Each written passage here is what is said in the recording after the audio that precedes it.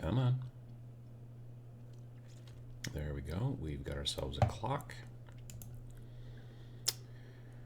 And now we just need the preview to kick in. There we go. The preview has clicked in. Got all the other windows and whatnot. I need a bigger monitor. Or two monitors. All right. I think everything's good. There we go. All right. Adjust the microphone just a touch. All right. There we go. So it's a very sunny Sunday morning here in the homestead. And in winter, when it's really sunny, that generally means it's really cold. It's not really, really cold right now. It's like 5 Fahrenheit. So we've had colder over the last month or so. But nonetheless, I'm not going to do the show from outside, in case you were wondering, just FYI. All right. And since the last show, it snowed, I don't know, 300 times. It's been a thing. I've been doing a lot of snow blowing, which takes away from hobby time, by the way. Let me see. What kind of people have we got in the chat? A whole bunch, as it turns out. We've got a good afternoon from the Netherlands. Good morning from Pittsburgh. North Carolina, Poland, Texas. Let's see here. We've got Georgia. Good morning from Brooklyn. We've got South Jersey, Belgium. We've got Adelaide, Australia. Some people giving me some advice on monitors. I have an ultra wide at work, like a 21:9, and I kind of like that. But for the 8 times a year that I seem to game, I don't know that I would want to game on an ultra wide. But anyway, Dartford, Kent, trying to finish a Ravenwing land speeder. Excellent. All right. Bavaria, Canada, Wiltshire, Michigan, Slovenia, Coventry, South Korea, Las Vegas. I was just there. Savannah, Georgia, Italy, Vienna, Finland, Pontiac, Illinois. Good morning from Wisconsin. Hey, that's where I am. What else have we got here? Schenectady, I think is actually the way I pronounce that. Brisbane, Athens, Moscow, cool. Scotland, Maryland. What else have we got here? Edmonton, where it's -40 with the wind chill. Fun fact, -40 Fahrenheit and -40 Celsius are the same. So that sucks for you. Sorry to hear that it's -40 with the wind chill. But still, it's not good. Not awesome. Montreal. Let's see here. More Scotland, Phoenix, Sweden, Finland, Spain, San Antonio, Texas. I'll be in Austin, Texas, in the beginning of April. Scotland, Independence, Iowa. First time I've ever made it live. Well, we're glad to have you, absolutely. Darlington, UK. Converting Forge World Storm Eagle today. Well, that'll be a lot of sanding and filing, probably. Liverpool, Kansas City, Alice Springs, Australia, Cincinnati, Ohio. Randall says a lot of folks from Texas today. That's true. Thailand, Cancun, Mexico. I bet it's probably not too cold in Cancun, so you probably got that going for you, which is nice. Let's see. What have I got going on that's been... Well, so last night, actually, we were going to take a picture, and we forgot to do so. So last night, there was a film festival in Green Bay, Wisconsin, which is about a 45-minute drive north of where I live. And so I wanted to go check out the film festival because some friends of mine had made this film called Gags. And, hey, Moderator Matt's here. So Gags, probably 2 years ago, maybe a little bit longer ago, you've probably heard some news about Green Bay, Wisconsin. There was this spooky clown with black balloons that was hanging around at night, and some pictures got out of this weird spooky clown, and it got all over the news, like all over the world really quickly, which was weird. I think it's just that sometimes news people are bored, and they're like, well, we got to put something here at the end of the show. Let's put this thing in about this stupid clown. So, anyway... The trick is that was actually a publicity stunt for a short film called Gags, and it was all found footage, and it was a 15-minute short film done by a guy named Adam Krause, who is a guy that I know because I worked on a film with him, a short film here in town back in, I don't know, 2013 or something. And so a good friend of mine, John Pata, after the film came out and all that stuff, said, hey, we should make this into a feature. We could make this 90 minutes. And Adam was like, well, I don't know. And then they worked on a script, and then they made it 90 minutes. And so this was not the premiere last night. This was maybe the third or fourth time it's been shown. It premiered at Cinepocalypse in Chicago back, I don't know, last year, late last year, like November-ish or so. I think it was October, and I think I was at Valhalla, so I couldn't go, or something like that. It was some sort of, I couldn't go because I was traveling kind of deal. But so I was glad to be able to go last night, and I thought, well, heck, let's see if Sam wants to go. So I texted Sam, I don't know, a couple nights ago, and asked him. And so he and I and Sam's special lady friend, we went up to Green Bay and went and saw the movie, and it was cool. It's very cool. You can't see it anywhere else right now. Like, they're working on getting distribution, but hopefully someday you'll be able to see it on like Netflix or something like that. If you have Amazon Prime, you can see a movie on Amazon Prime called Dead Weight, and that is also done and filmed here in town, and it's like a zombie movie that doesn't have any zombies in it. I'm actually in it, and so is Sam. Sam's in it, and I'm in it, and I'm in it about like 3/4 of the way through. I've only got about a half a dozen lines, but anyway, so that so we went and saw the movie and then talked to the directors and the guys we know and all that kind of stuff and everything afterwards. And then we talked a lot about videos we want to make coming up soon, because Sam's going to come back to the channel and do some videos soon. Probably, we may do it right after Adepticon. I don't know that either of us, our schedules are going to work right before Adepticon, unfortunately, because I'm going to Reno, not this coming week, but the week after, and then there's like a week in between, and then there's Adepticon. So everything's coming up quick. But yeah, so it was good to see Sam. I hadn't talked to him in person for probably about a month or so. So yeah, it was good to catch up. Anyway, and I gave him, moderator Matt said to give Sam his love, which I told him that. I didn't actually give him any love. That was, we were in the car.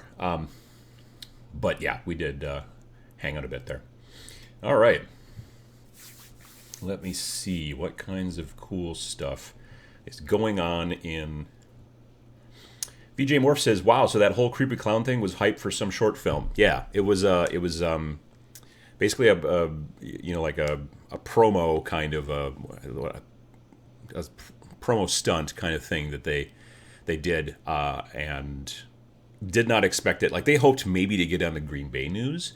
They did not expect to get on like CNN and overseas news and the BBC and stuff like that. But I think it just hit at just the right time when there wasn't enough like news that wasn't like real news. Like, sometimes they need to have some filler at the end of a show or whatever, and so yeah, it ended up going all over the place. And then they released the short film, and then they decided to make a feature, and it was good. I enjoyed it.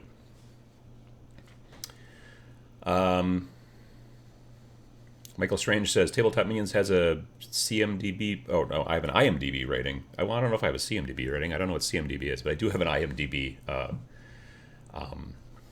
listing. That's true. I do. Lango Knight says, "Hey Adam, I'm Octavia. I'm from Kentucky, and I'm heading up to my local shop with my recently done Craft Worlds Eldar army for an early morning game. I'm playing against Deathwatch, so wish me good luck. LOL." Well, good luck. I mean, that's... I don't know what Deathwatch is like these days. I know what it's like in Kill Team. I don't know what it's like in regular, like 40K. I don't know what the meta is for Deathwatch these days. But good luck. I mean, Death Guard, that's a different story, but Deathwatch, not so much. Let's see here. Oh, no, I've screwed it up. All right. Let me see here. The Adepticon countdown is real, says Aaron Thomas. Yes, it is. It's like, what, 24 days away or something like that? So that'll be fun.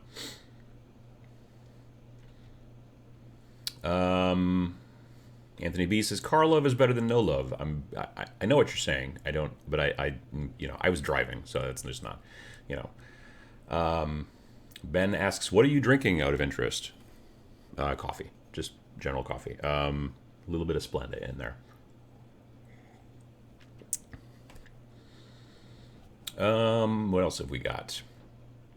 Camina Stardays says, first stream I'm seeing of yours based on your thumbnail and title. Are you making a Seraphon kill team? Yeah, I'll talk about that in a little bit, but I've got some ideas. I've got some ideas on how I want to do that. So, yeah. Let's see here. Long time irregular, first time live show, working on assembly some Seraphon and painting some high elves. Well, that's fun. Yeah, well, I'll talk about where did I put them? Oh, underneath this thing. So I will talk a little bit, actually, right away, kind of. Frequently, I generally keep the subject of the video until maybe halfway through, but I get people asking about it. So I picked up this White Dwarf at the local shop recently. This is the January 2019 White Dwarf, and the reason I picked it up is because I was at the local shop and wanted to buy something, so I like to support the local shop. But it also talked about somewhere in here. It mentioned something about like there was Golden Demon stuff, and there was some stuff about Crimson Fists, and so I was kind of interested in that. And as I was going through it, there's a lot of cool stuff. But there's also a section here for Kill Team, and it's called Mercenaries for Hire. Yeah. And so I was like, oh, well, that's kind of interesting. And as it turns out, what they've done is they have made a army list for Kroot. So you've got the Kroot Carnivore, the Kroot Hound, and the Krootox Rider as new forces that you would have in a Kroot army. And then they've got the point costs for them and their weapons and all that jazz and the rules and all the little, the tables for like what their names are and what they're doing and all that kind of stuff, which has nothing to do with the game, but still, they like doing that stuff. It also has the different like tactics cards and all that kind of stuff. And so it's a nice little kind of add-on, and I was like, oh, that's cool. And I've got some Kroot because, as I've mentioned in the past, my first army was Tau, and I have a tendency not to sell anything I've painted. So I sold all my Tau except for the like maybe 14 Fire Warriors, maybe 4 Pathfinders, and probably about a dozen Kroot. So they're sitting in a foam thing down in the basement someplace. So I was like, well, heck, I could do a Kroot army. I don't have any Kroot Hounds or Krootoxes with the gun. So I thought, well, all right, I can order some of those maybe on eBay and take a look around. And I started looking into that. And I might still just do a straight Kroot army for fun sometimes anyway. But then I started thinking about something that a viewer named John H. sent me that I showed on the show a couple weeks ago, or I don't know how many episodes ago. I was talking about how I really wanted some Seraphon in Warhammer Underworlds because I really wanted to paint like some Seraphon, like 5 or 6 or 7, but not like an entire army. And he sent me a couple of sprues that he found in his garage of Seraphon. So there's some of the slightly larger dudes and the little skink dudes. And I was like, oh, that's really cool. And if you want to, that's the mailing address in case you're going to ask. It's Tabletop Means 2080 West 9th Avenue, number 331, Oshkosh, Wisconsin 54904. But yeah, so sent me this stuff, which was very nice. And I started thinking about it, and I'm like, the big guys, the bigger guys, they could be the Kroot Carnivores. I just have to give them bolters instead of like, shields and swords and axes and junk like that. And the little guys, I could keep them with the spears and stuff like that and make them the more Kroot Hounds, because the Kroot Hounds are all just straight up, melee. They don't shoot, whereas these guys can do shooting and also some melee, because the Kroot have those guns with the spikes on them. And then I'm like, well, so what am I going to use for the Krootox? Because you wouldn't generally take 2 of those. You might. They're like 27 points each, so if you took 2 of them, you'd not have very many of these. So I might take 1, though. So I'm like, well, what's a Krootox going to do for me? How am I going to pull that one off? And I've already got that idea maybe figured out. If I just have to click on some things. Here we go. Oh, over here. So this is the Seraphon page over there at the Games Workshop. And I'm thinking that these chuckleheads, the Saurus Knights, would be kind of spectacular. I just need like 1, so I'm going to have to go on eBay and see if I can find one. And then instead of having him carry like a spear, I think I'm going to try to have him carrying a las cannon or I don't know, some bigger gun, something that's not just a regular bolter, but some bigger gun. I might just the downside is that right now this box, you can see this little icon over here, that little red thing. What that means is that you can only order it from their website right now. Like, it's not in production as much anymore. So if you can find it at a shop, great. But you probably won't. If you went into your local shop and said, "Can you order it for me?" They would say they probably couldn't. I think that's what the web exclusive means. That it's usually either A, really exclusive, or B, we almost don't have any left. So I may just end up ordering directly from these guys so that I can get it. And I don't know that I want to order an entire $35 box just to get basically one guy, but I might. I mean, Lord knows well, another thing I was going to show you.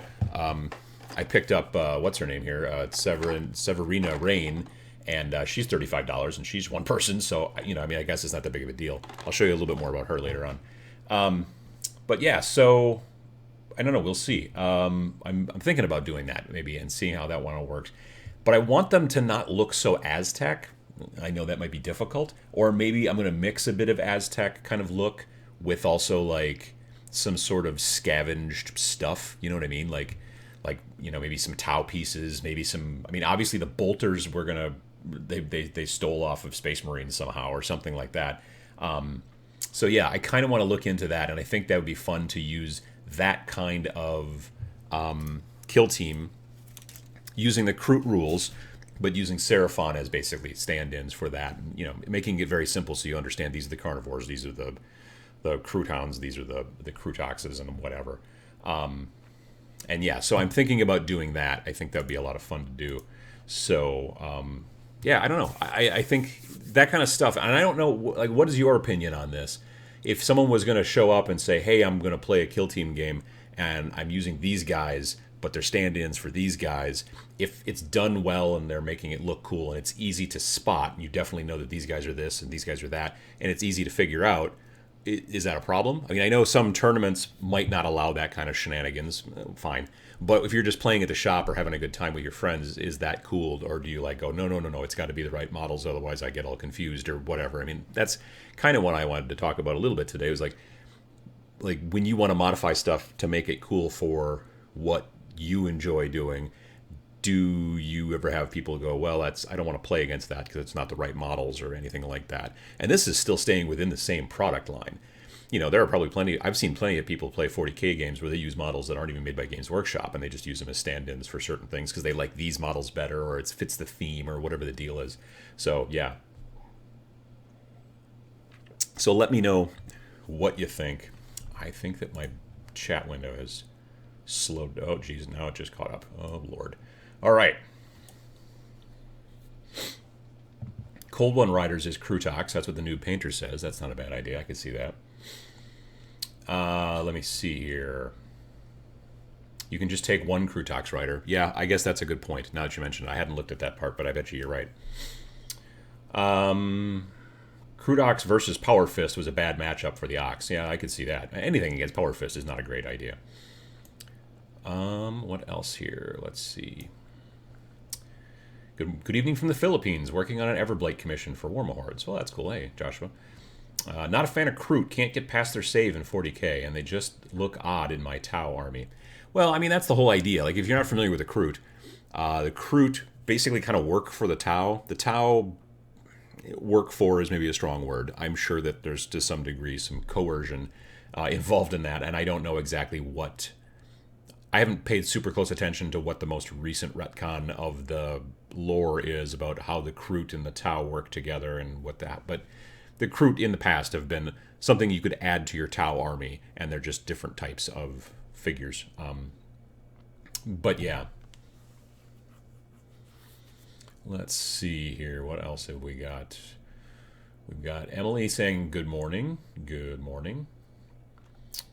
Jez Hunt says that Sam fought a bear. Was pretty exciting. I would not be amazed if he fought a bear at all. King Bread says your shop can order web exclusive. My FLGS ordered the Orc Commandos for me. Okay, that's cool. I'm assuming that they must just be ordering it. Like, I don't know if they get a discount. Like, if it's web exclusive or whatever, I'm assuming they're just ordering it and then just selling it to you. I don't know if they mark it up or not. I don't know how that works. In the past, whenever I've seen that little icon, I've just ordered straight from the shop or from the web shop. You know what I'm saying? Noob Painter says use Tau drones as shields. Actually, I was thinking about like that instead of like on some of them keep the normal kind of Seraphon like scaly shields, but on other ones using like Tau drone, like the top part of the drone, like the frisbee part, and use it like they're holding like a shield. That's I was thinking the same thing. That's that like also potentially maybe like the Tau shoulder pads, like you could hold it like a like it would go this way. I thought about that too.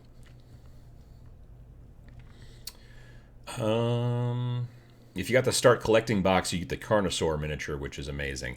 Yeah, it is an amazing miniature. I don't know what I'd be able to use it for in Kill Team though. I'll take a look. I don't know if my local shop has one of those in stock. They might. They might have a Lizardman thing in there too. Duffy says, "What about adding in AdMech bits?" Yeah, I could see that too. I could see.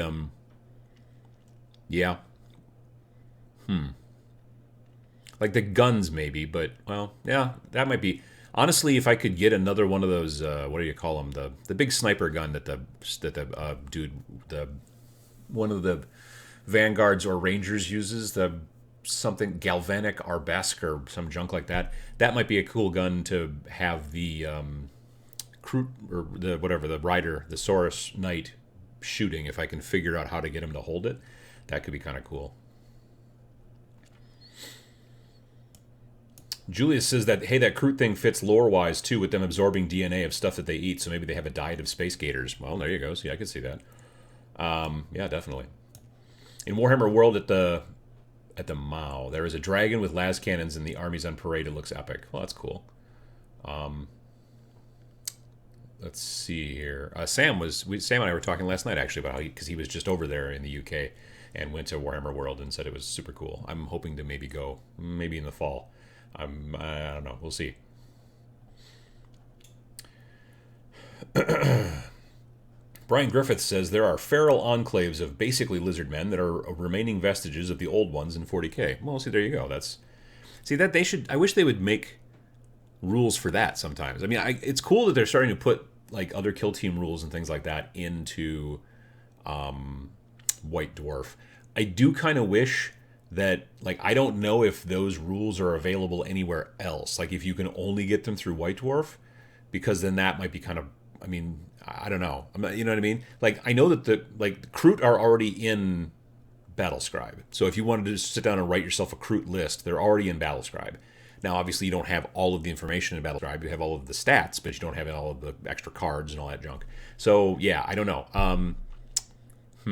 Yeah, that's interesting, but I do wish that they would put that out as a PDF you could download afterwards. I mean, I know they're trying to get people to buy the magazine, but there's other reasons to buy the magazine other than that one, extra thing in there. So I don't know. We'll see. Maybe they do that. Anyway. Yep, that was a big jump too. A lot of chatting going on today. Nathaniel says, what profile are you using for the Kroot kill team? They're not mentioned in the rule book. Or are you using the regular 40k? No, like I was saying, in the... let me grab it here. In the January White Dwarf, January 2019, they have... If I can find it again. Here we go. They have produced... Wrong way. They've basically put out a Kroot army list for kill team that's in the January magazine.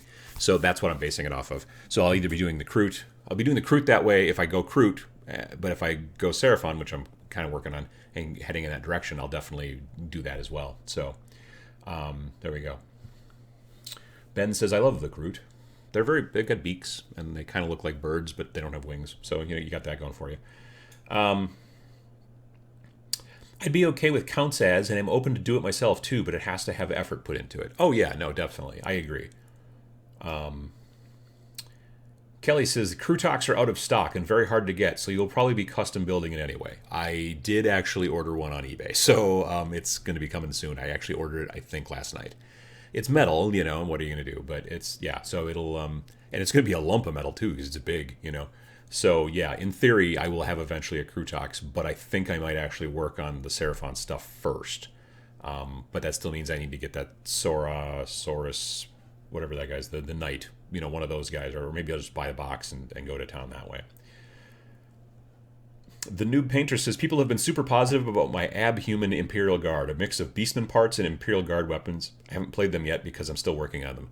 I've built basically Imperial Guard with Beastman heads, and they're going to be Trader Guard. So they're just going to use the normal Imperial Guard rules, but they will look cool. I don't think I will. I'm not going to have any kind of I'm not even probably going to change. There wouldn't be a reason to change the keyword, I don't think, and say make them Chaos instead of Imperium. I mean, I could, but it wouldn't matter within a single army. You know what I mean? So that's kind of where I'm at with that. But they're built, but not primed or anything along those lines. Right now, sitting on my workbench primed for Kill Team is Tyranids, Death Watch. Is that it? I think that's all I have sitting in primed. Maybe I have something else. But then built and waiting to be primed is an entire Tau list and AdMech. And there might be a third one in there someplace. But I can't remember what it would be.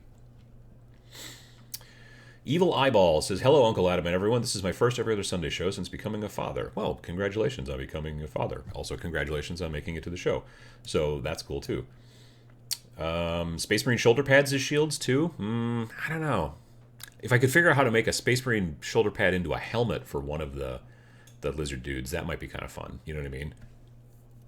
Poke some holes in it and then have it over his over his face.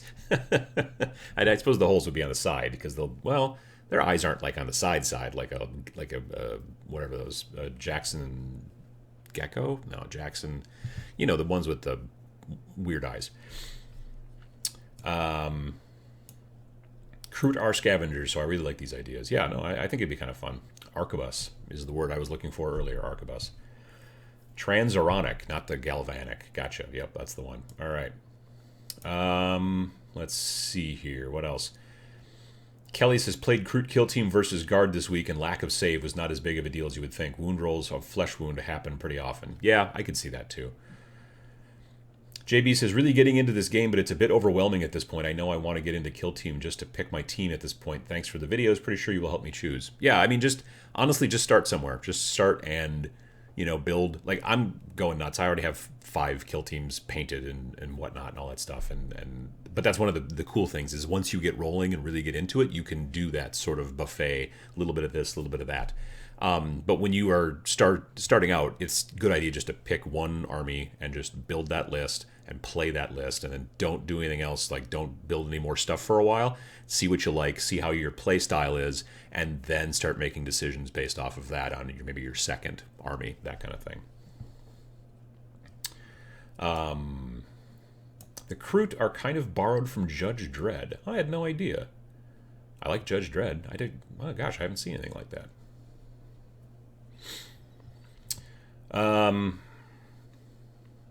Let me see. What else have we got? Kim asks, are you getting the Shadowspear box for the Black Legions? I don't know. I do want to, I think. I could see definitely putting some of that stuff into my Chaos jazz. That could be kind of cool.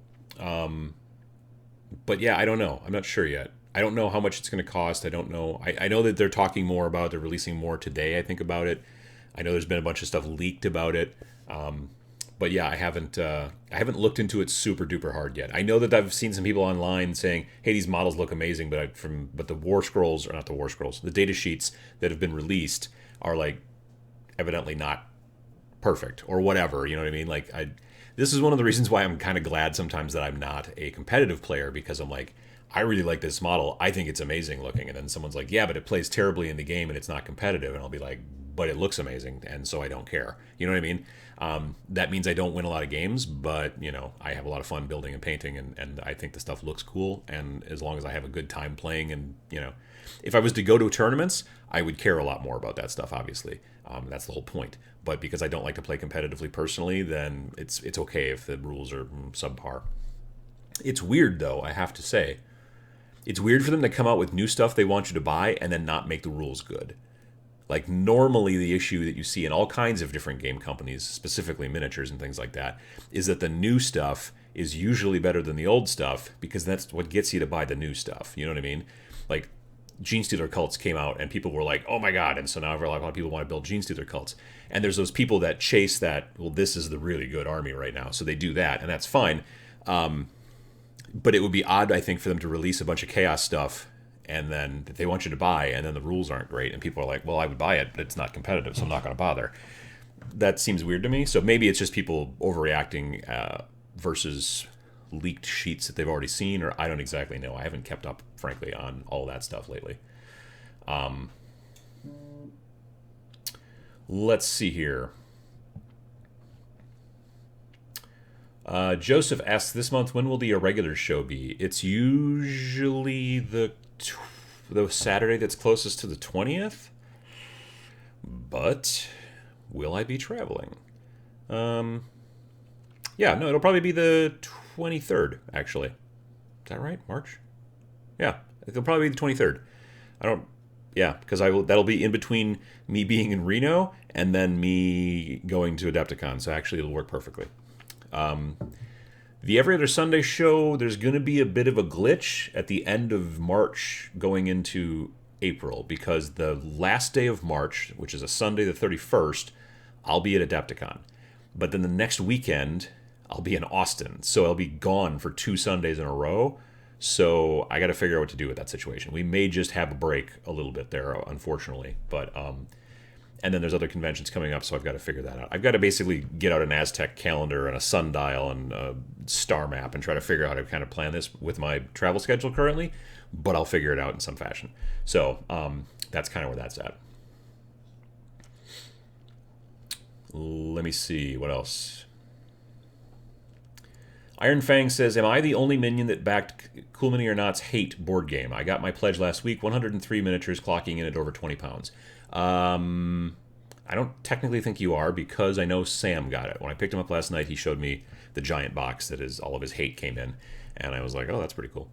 I don't know literally almost anything about that game, so I know the models look pretty cool, but I don't know anything about the actual game itself.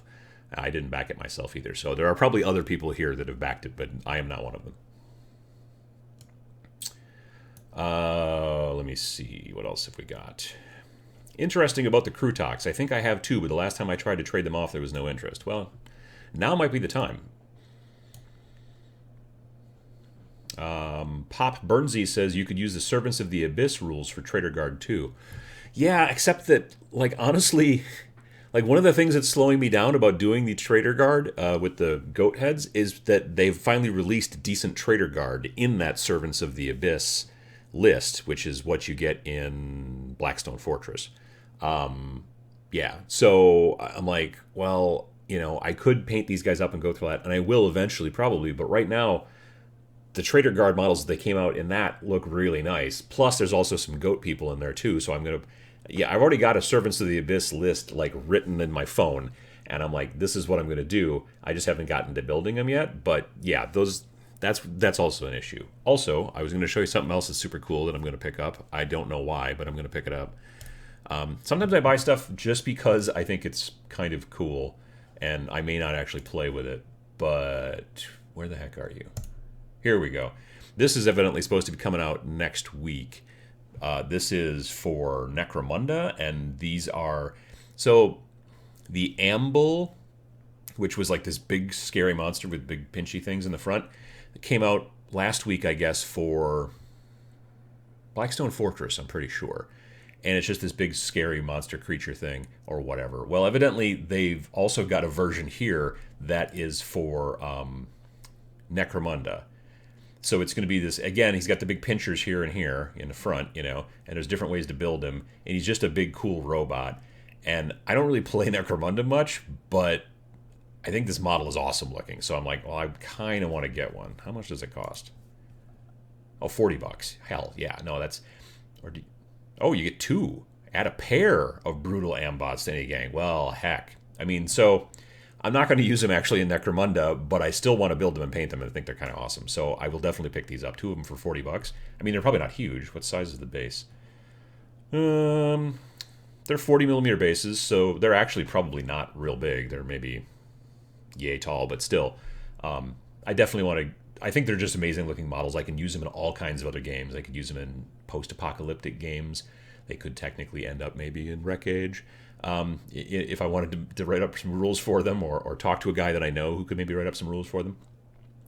But anyway, yeah. So I just saw those when I was looking for the link for these guys. I came across like this on the front page, and I was like, I remember seeing someplace they were going to be coming out. I didn't realize they were coming out next week.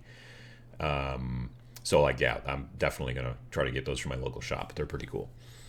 All right, I have to fix all my stuff over here. Make sure my screen's not frozen. Good, that's always good. All right, so what else have we got to talk about here? Someone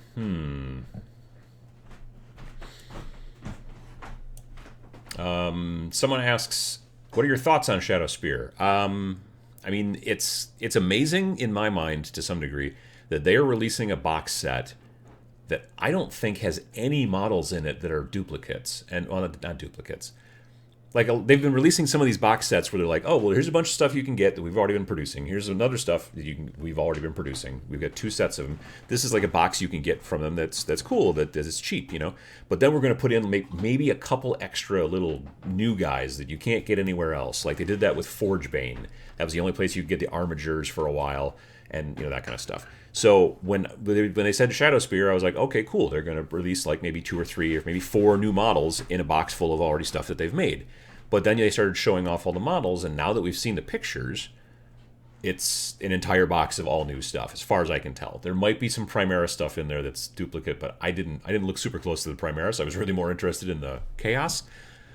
But yeah, it's amazing to me that they're doing that. So it's very cool. I don't know anything about the rules, like I said. I don't know anything along those lines. I don't even know that I'll pick it up. I definitely want a bunch of the Chaos stuff. I suppose if I found somebody who really wanted to, well, I was going to say if I found somebody who really wanted to wanted to buy the Imperial stuff, and I would take the Chaos stuff and we could split it. But I do have a Primaris army. Yeah, I'll have to look closer at it. As it gets closer to actually getting shipped, I definitely want to look closer at it. But yeah, we'll see. I've got so much other junk that I got to paint that it's not necessarily something I'm going to jump on right away. But if I could grab some parts from it and use those parts in maybe even a little bit of a kill team or something like that, you know, like if I swapped out a couple of guys with my Chaos kill team and put in, because all my Chaos stuff for my kill team is all old Chaos, but if I could swap out some guys, put some in there, that might be kind of cool. Yeah, so I'll take a look at that.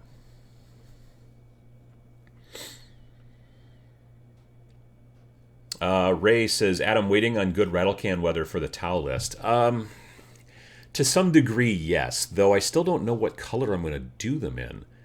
So my very first Tau that I ever did, back in the day, I used a red oxide auto primer, like from the auto parts shop. So it's like kind of a dark red, not quite burgundy because it doesn't have as much blue or purple in it, but it was a dark red. And then, so I just sprayed them and primed them all in that red. And then I took an orange spray paint, which I got from, it's not just like normal spray paint, it's model spray paint. Like you get it at the hobby store, it's for spraying cars. And it was a specific like Dodge orange color, like Go Mango or something like that. And so I just dusted them from above with this orange over the red, and then it made like a highlight because it would land on top of their helmets and top of their shoulder pads and all that kind of stuff. And it made this like just built-in highlight. And then I went in and I did, you know, washes on the they've got all the weird cloth bits kind of underneath their armor, backs of the legs and stuff like that. I painted, you know, details on their guns and painted details on their lenses and their thingy and all that jazz. And their weird little hoof things or whatever, and the bases, and then I was done. So I thought, well, maybe I'll just do that again, but I don't know. So, I mean, if I want to prime them with my airbrush, I can. I have airbrush primer, obviously. I can do that. But I don't know. There's something to be said about sometimes using a rattle can. That being said, though, there's not that many of them. So sometimes when I'm only spraying a few guys, I feel like I'm wasting rattle can. Secondly, it's going to be months and months until I can probably do rattle can. So yeah, I don't know. I'm not sure. I may end up using some sort of airbrush primer I could go with like a military green airbrush primer. I could go with like a bone tan. Heck, I could go white. Like all the Tau nowadays when they show them off, they're always that white color. I could go that direction, but I don't know.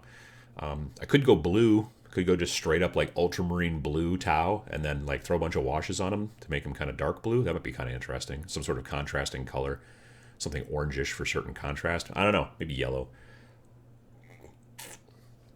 So yeah, I will figure that out at some point though. What else here?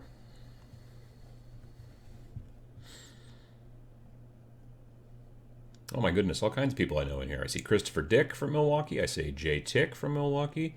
I'm really behind in the chat. I apologize. Randall says Ambots would be awesome for AdMech too. Yeah, I don't know what part they would play, but they could be pretty cool. That's a good question. The Ambuls are the same size as Space Marine Turn. Yeah, like they look huge in the pictures, but I think they're a lot smaller. I think they're more like, yeah, I think you're probably right. They are probably about the size of Terminators. I mean, the bases at least are 40mm bases are what Terminators are on. Let's see here. 12 Neef says that the Ambots are driving me to play Necromunda. Well, whatever it takes, I guess. That's pretty cool. Ambots could be a Hellbrute. I think they're too small for a Hellbrute because the Hellbrute's on the much larger base. So yeah. Ambot body for my new war boss for orcs, that would be pretty hot. If you could figure out a way to put an orc head on that on that body, that could be pretty baller. I could see that. Poppy Appletree says, do we have any idea when the big Games Workshop big community survey is coming? I've got a list of feedback I want to give. I don't remember when it was last year, honestly, so maybe it's the spring. Mutant Mike says, remind me again why you are coming to Austin. I'm going to be there first weekend, I think, of April. It's the week after. I'll be there on the 6th and 7th. Pretty sure. Although it's not showing up. Oh, yeah. No, I'm sorry. I'll be there on the 5th, 6th, and 7th. Friday, Saturday, Sunday. Steve Jackson Games, the guys that these days mostly do Munchkin, but they do other stuff as well. They're having their first convention called FNORDCon, which is spelled FNORDCON. FNORDCON. And it's going to be in Austin, because that's where they're based out of, I guess. So I'm going to that. Mainly I'm going to it because I'm not a big fan of Munchkin.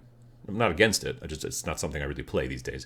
But I used to play the hell out of Car Wars back in the day. When I was in college, we played Car Wars nearly every Friday night.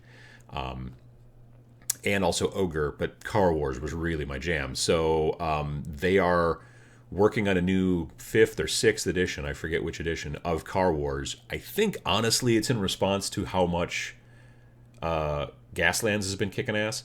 But so I'm going to that convention because I want to see the new Car Wars. They're going to be not releasing it there, but they're going to be kind of showing it in an advanced beta sort of stage.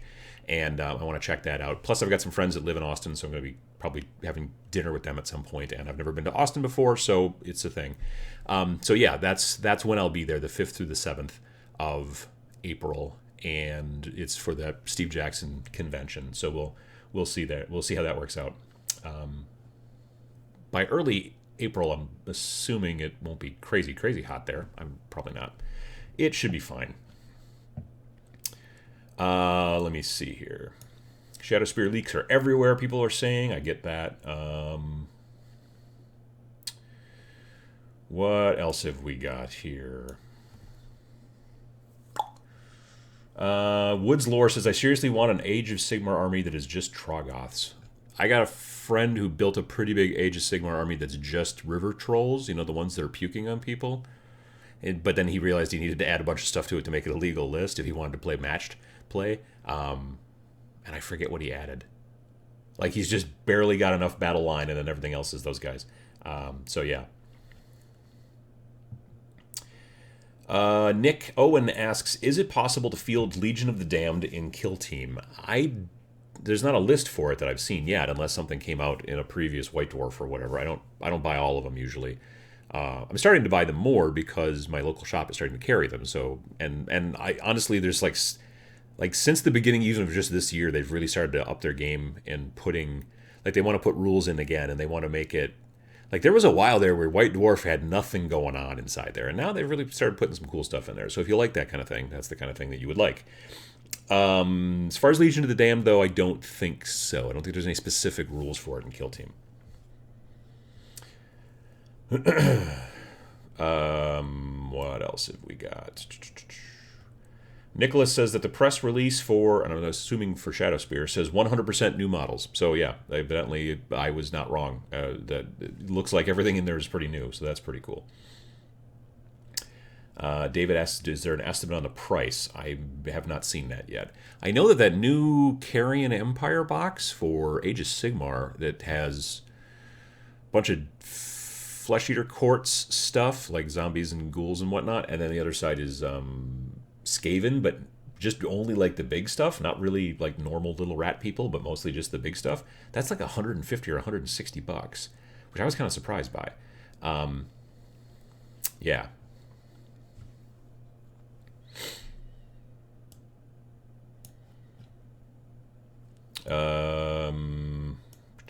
What else have we got here? No named Marine characters have kill team rules, so no Legion of the Damned either, just generic Astartes rules. That's true.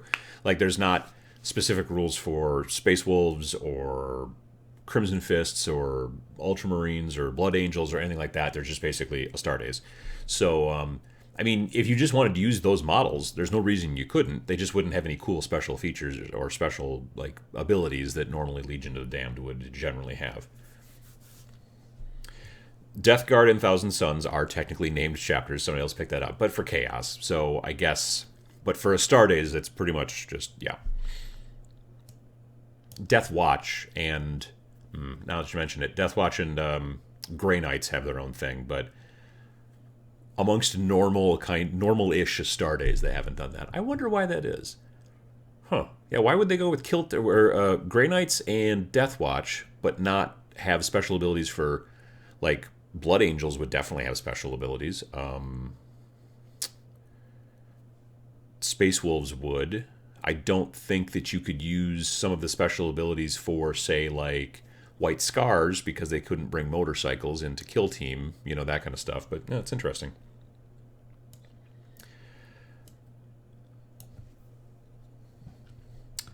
Anyone tried the Space Marine Adventures box that you can only get at Barnes & Noble? The 5 Marines it comes with are the easy build Space Marine heroes from Japan. Looking forward to painting them. I have a copy of it. GW sent it to me. I kicked around the idea of just using those guys to make a cool kill team, but I haven't done that yet. But they're neat little models. Let's see here. What else have we got? VJ Morph says it's very cheap. You can't even buy the Skaven half for the box full price. Yeah, I mean, that's true. It's a lot of stuff. I just was, like, I was surprised a little bit more by the fact that they put that much stuff in it, maybe, is, I guess, the right term. Like, normally those size boxes that they sell generally stick around 110 to 120 bucks, roughly. So when they made one that was like 150 or 160, I forget exactly how much it was, I was kind of surprised. Now, it's a heavy box, don't get me wrong. Oops, I hit my mic.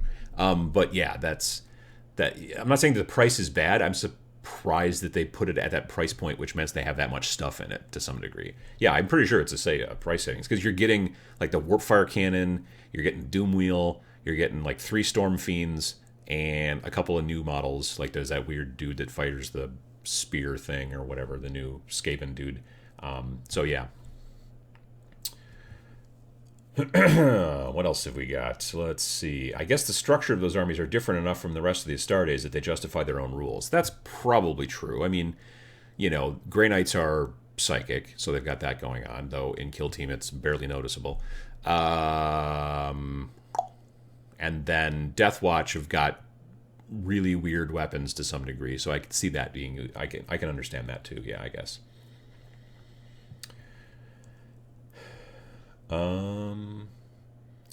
PB says, I live in Arkansas. I think that's what AK is. No gaming shop, can't seem to find Kill Team box online. Any suggestions? The Kill Team box, the big main starter box that comes with the terrain and 2 forces and the book and all that jazz, is pretty much not for sale anymore. They are out. So what I would tell you to do is instead to go and try to find either a local game store or go online or whatever you have to do if there's no local game stores, and you check it out online.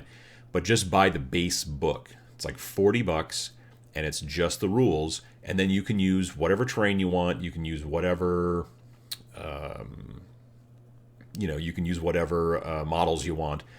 You can still buy there's a lot of box sets that they make for Kill Team where there's like 5 Necron Immortals in there, and some terrain, and some tokens, and cards. And those cost like between $50 and $60 generally. So you could buy one of those.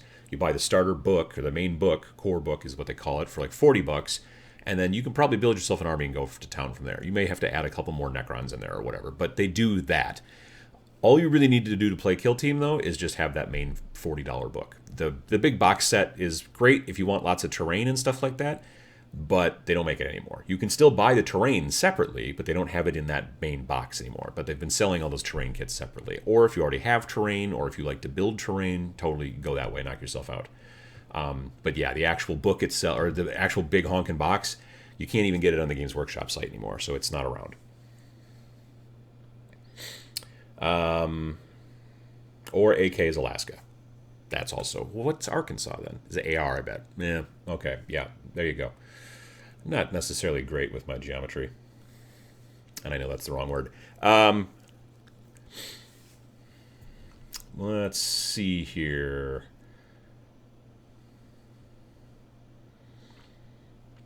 AR is Arkansas, yes. Kelly says, I have an unopened Kill Team box. How much do you guys think it would fetch on eBay? Probably $250, maybe more. That's what I've been seeing, or at least that's what I heard someone tell me, I guess. I haven't really looked for it because I've got one, but I know someplace I read someplace that it was like between $250 and $300 on the eBay. If you want to check that kind of stuff out on eBay, you can do a search for the thing that you want to sell, and then there's a setting under filters where you can say show completed auctions, and then it will show you auctions that ended that didn't sell and auctions that ended that did. And the ones that did, the price will be in green, I think, and the ones that didn't will either be in red or black. I forget which. So you can look and see what other people have sold that for, and then go, oh, okay, well, it didn't sell at $500, but it did sell at $312 or whatever, And that's a good way to figure out how to price things on eBay. I made a video actually about that years ago, so you could look that up, I think, too, if you wanted to.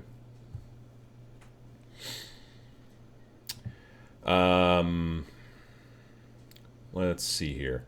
Eric Olson says, I haven't been into tabletop wargaming since I played Warhammer Fantasy back in 2004. Would you recommend Song of Blades and Heroes for getting back into the hobby, or would it be too simplistic? Regular or advanced? Song of Blades and Heroes is a great game. It is specifically great for teaching new players how to play. If you used to play fantasy, then Song of Blades and Heroes will probably be pretty simple for you. Advanced is not specifically that much more advanced than regular. It's got some little features and some added stuff, which is nice. But Song of Blades and Heroes is a great game. And for like $8 for the PDF, you can barely go wrong. Like maybe you've got kids now, or maybe you've whatever, or you've got someone you want to teach who doesn't play wargaming right now. It's a great, easy way to do that. You can use whatever the heck models you want, which is also a lot of fun. But yeah, Song of Blades and Heroes is a good intro into that. If you want to stick with the fantasy thing, but you want to get into something that's also maybe like not too hard to get back into, Relic Blade is also a good game. It's a little bit more, I don't want to say it's card-based, but there are a lot of cards for the models and things like that. That one, I mean, technically in any game you can use whatever models you want, but they do have a model line. They have a starter that comes, I think, with all the stuff you need for like 2 small forces. But again, it's skirmish-based. I would definitely look into going skirmish-based unless you really, really are in love with big army games. Then if you're looking for a big army game that is kind of like the old Warhammer Fantasy in that you're moving rectangular units of like people and stuff like that, then I'd look into Kings of War from Mantic. Because Kings of War from Mantic is kind of your big rank and flank style game that's fantasy-based these days. So yeah, Kings of War from Mantic would be that if you wanted to find something that was like that. But if you wanted to stick with more skirmishy, round bases, use whatever models you want, Song of Blades and Heroes would be a great way. I mean, you could, if you feel comfortable enough about it, there's no reason you couldn't just go straight to advanced Song of Blades and Heroes. Again, like I said, there's not a huge difference between the two. There's definitely some, but it's not like it's totally crazy in comparison. But yeah, that's kind of how it works out.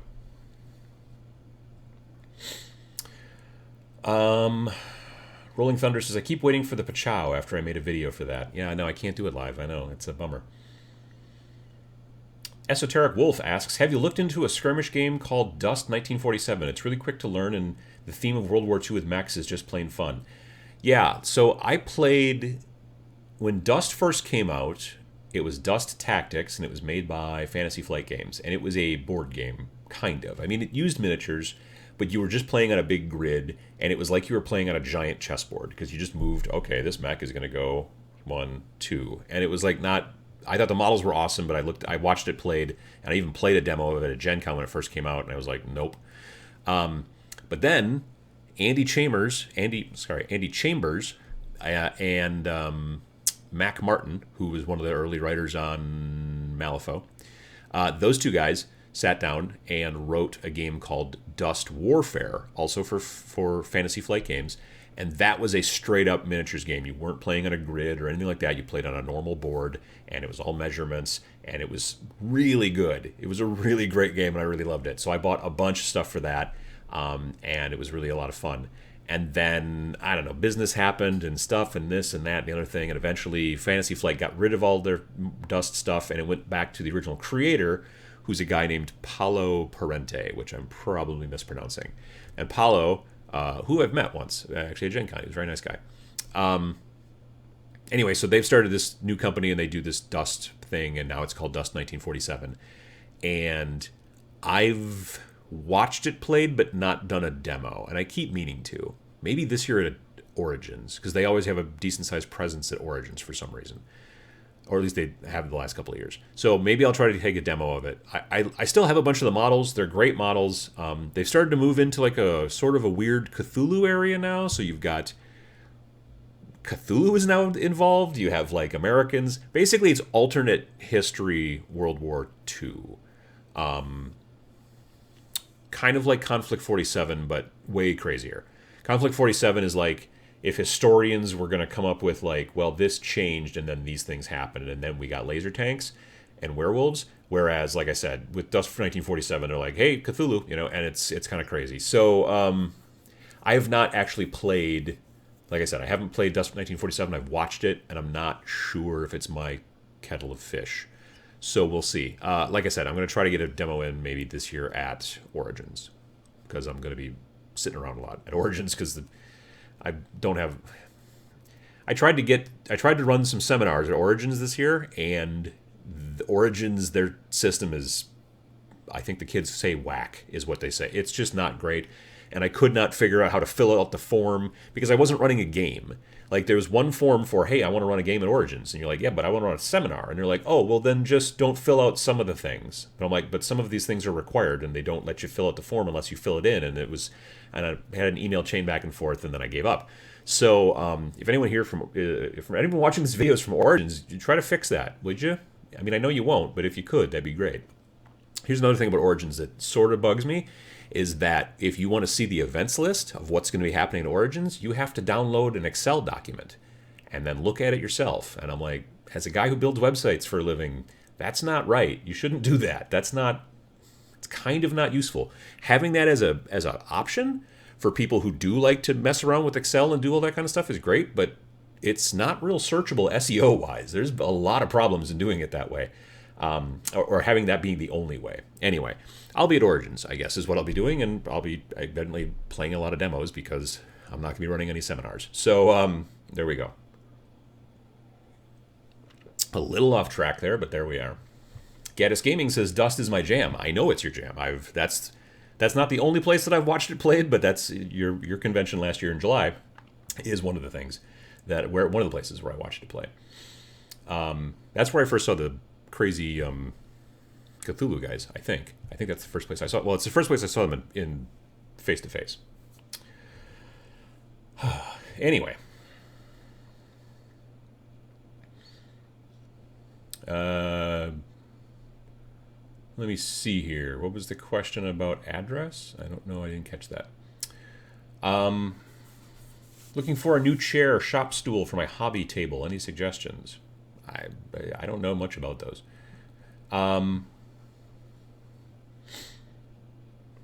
What else?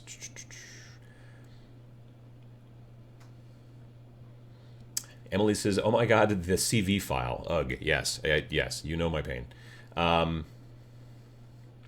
Nick says, "I know you did a video on why video games suck, but have you played any in the Dawn of War series or Total Warhammer?" I never played Total War Warhammer. I've never been a super big strategy game player. That being said, I did play Dawn of War and Dawn of War 2. I never played Dawn of War 3, but I have played those. And honestly, me and moderator Matt, have been playing some video games once in a great while here and there. We played a little bit of Sea of Thieves with the pirates, the cartoon pirates, and that's fun. And we've been playing a little bit of, what's the thing we've been playing lately? Apex Legends? It got real bright outside again. And we've played a little bit of that.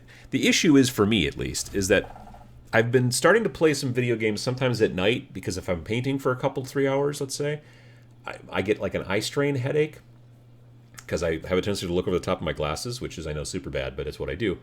And so I need to like focus on something further away. So I then go upstairs and on the PlayStation 4, and then I can focus on something further away, and it helps a bit. So I've done that a little bit more here and there. So yeah, I've been playing a little bit of video games here and there, but not too much. Usually it's like a late night thing. Motor Breath Jazz says, "Will you be with Game 4 at a booth this year at Origins?" We will not have a booth at Origins this year. It just wasn't a good return on investment. We're going to have a booth at Reno, the Gamma Trade Show, because all the people walking up and down the aisles at the Gamma Trade Show are store owners. So that's perfect for what we're doing. We're going to have a booth, pretty sure, at the ACD Games Day. ACD is a big Midwest distributor. They distribute games to game stores. They get them from manufacturers. They're kind of the middleman. But so that's, again, a trade show where the people walking up and down the aisles are store owners. We're not really going to be doing any conventions too much where it's like a normal gaming convention, because we don't have anything to sell there. You know what I mean? We're just basically telling people about stuff, and we can do that in other ways. So we're kind of working on that kind of stuff, trying to figure out like which conventions we like. I'm going to Origins. I don't think any of the other guys are going to Origins, but if they do, well, if Origins had a useful system for being able to sign up for things, we would then probably run some games and then have like a banner on our table for Game 4 and stuff like that. But we're still working on that. That's probably something we're going to end up moving a little bit more into next year, and trying to have a schedule of a couple different conventions. Gen Con, I'm going to be at Gen Con, and I'm going to be running actually 2 YouTube seminars at Gen Con, and maybe a 3rd seminar about Game 4, but that one hasn't been approved yet for some reason. But the 2 YouTube ones at least have been approved as far as I can see. So yeah, I'll be at Gen Con and stuff like that. But again, the booths at Gen Con are crazy expensive, so there's no return on investment there. So yeah.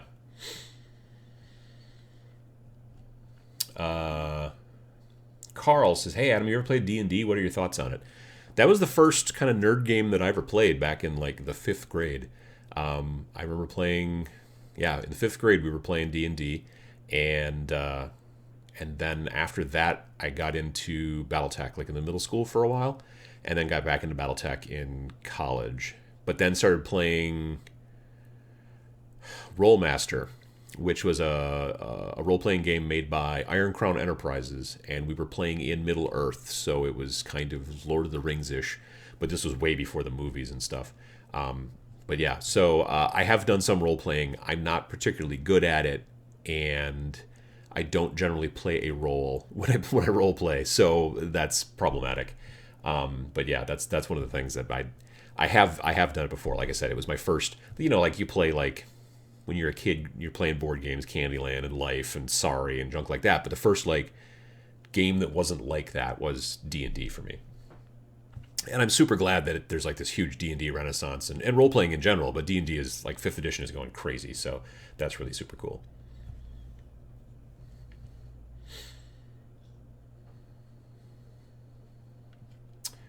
Let me see here. Morgan says Shadowspear is kind of a mess. The flying las cannons are weird. So are those las cannons or are those like auto cannons? I guess I haven't paid. I just saw that they had real long barrels. Some seen some leaked rules and they are quite lame. They look like some Eldar thing. The gray camo Blood Raven Reavers look cool though. Yeah, I haven't looked super close. Like I said, a friend of mine posted a picture that looked like it was like a leaked thing, but I haven't really looked super close at it. Ketishneveli, which I'm sure I've messed up. Ever heard of a tabletop game called Wild West Exodus? Any chip... well as any experience or opinions with it? Yes. So Wild West Exodus is a kind of alternate history Wild West game. Cowboys and whatnot. And it was originally designed by Romeo from Battlefoam. And Battlefoam like produced the game, made the original models, did a Kickstarter, all that kind of stuff. I backed the Kickstarter and got a ton of junk. Not junk, but stuff. A ton of stuff. Which I sold, most of it, to a guy that I know. Because I wasn't...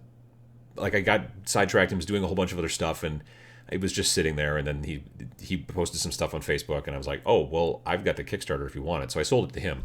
And now I know that they're taken over by a different company, and it's a whole different thing. It's not Battlefoam anymore and all that kind of stuff.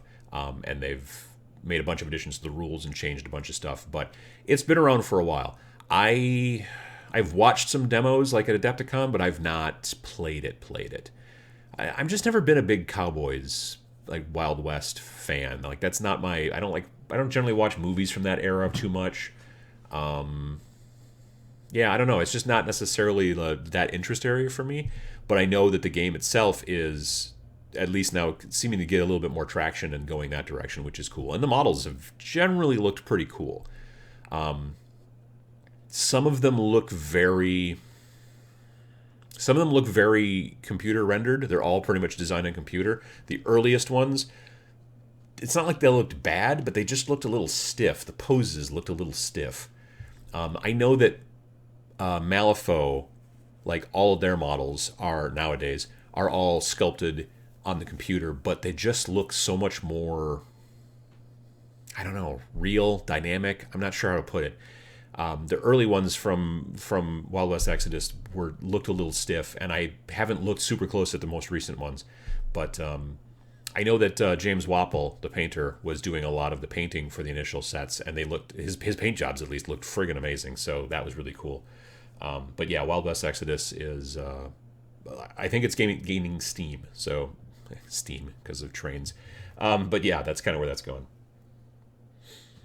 VJ Morph says, Wild West officially my least favorite setting. Yeah, I don't know what it is. There's a lot of people who really dig it. I know there's other Wild West games out there. There's something called Knuckle Dusters that I keep seeing at Adepticon. They always have a booth. Small one, but they do.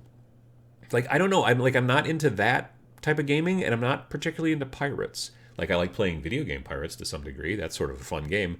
But miniature game pirates, for some reason, just is not my thing. I don't know why. I don't know.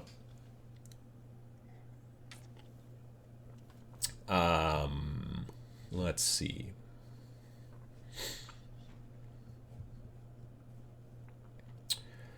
Malifaux, let's see, Malifaux, amazing minis, pain to assemble. That is true. They're so dynamically posed that they are a pain to assemble and paint. In certain situations, they're really a pain to paint because they're so dynamically posed, it's very difficult to get underneath there.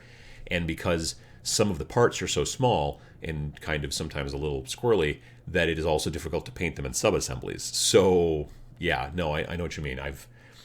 I have painted... The majority, actually, of my Malifaux painted stuff is actually the older metal stuff. But the plastic stuff has, in some of the situations, has thwarted me a bit. Yeah, so I need to finish. Like, I've got plastic... What's that big plastic guy that's been sitting on my table forever? He's part of the Van Schill crew, and he's like a really big dude. He's got like a big tank on his back. He's like, the normal guys are like this tall, and he's like twice as tall as everybody else, and I forget what he's called, but he's like he's got these hoses going from his fists to this tank on his back, and I had to completely scrap the hoses because I couldn't get them to work right. I had to redo it all into the wire. It was a whole thing. Still not done. It's been sitting on my paint table forever. All right, I have to move this phone because it keeps vibrating and making noises, so it goes over there. All right. Malifaux. What is Malifaux spelling? I heard you mention it several times. Malifaux is spelled Malifaux, like faux, like the French word for false, and it's mal, like bad, Malifaux. I don't know. But yeah, Malifaux is the thing. So BG Morph says, Wiki Wild West. Yes, indeed. Are there any mini pirates? Yeah, there's a game called Pike and Shot. Is that a pirate game? No. Black Powder? No. I swear to God, there's a pirate game made by Warlord, maybe? It's got cool boats. The boats are really cool, but I just don't know. I don't know.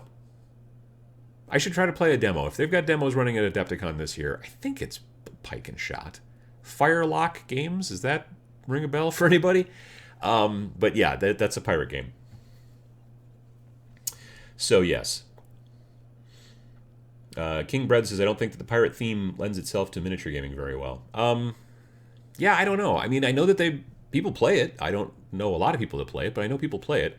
If I can remember what the hell the game is, Blood and Plunder, that's the one. Not Pike and Shot, that's different altogether. Blood and Plunder is the game I was thinking of, thank you. Pirate game, yes, that's by Firelock Games, and you do have boats, which are cool. I think they're resin.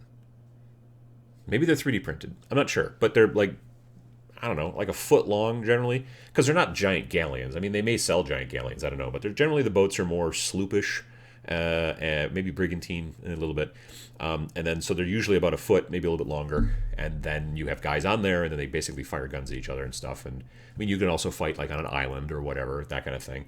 But yeah, I don't know. That's a good question.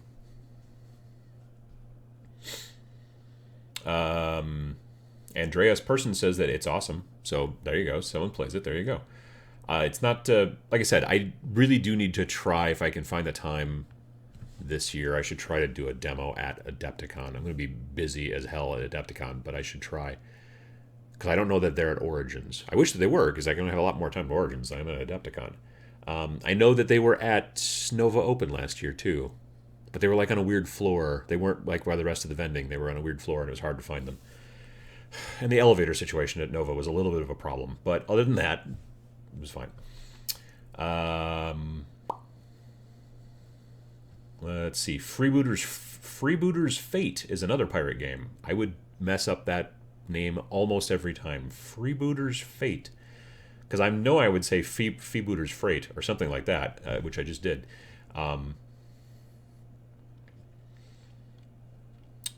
Freebooter and Black Scorpion do pirate minis. Well, there you go. I mean, I would think it would be relatively easy, because pirates are just basically kind of dirty. Like, you know, cartoon pirates, like in the video games, not so much. Pirates, well, even the pirates in the Pirates of the Caribbean movies, most of them look pretty grungy. I'm really glad that those movies are not in Smell-O-Vision. But nonetheless, yeah, I would think they would be relatively easy to paint, because you would just do some vague base coating and then just coat them in brown wash, and then you're pretty much done. So, George says that Frostgrave Ghost Archipelago has pirates. Yeah, that's true too. They've made pirate miniatures, like plastic ones, that are kind of nice. It's the same company that does their soldiers and their cultists and their gnolls and their barbarians and all that stuff for regular Frostgrave. They've also made, I think they're called crew members or something like that, and they're basically pirates.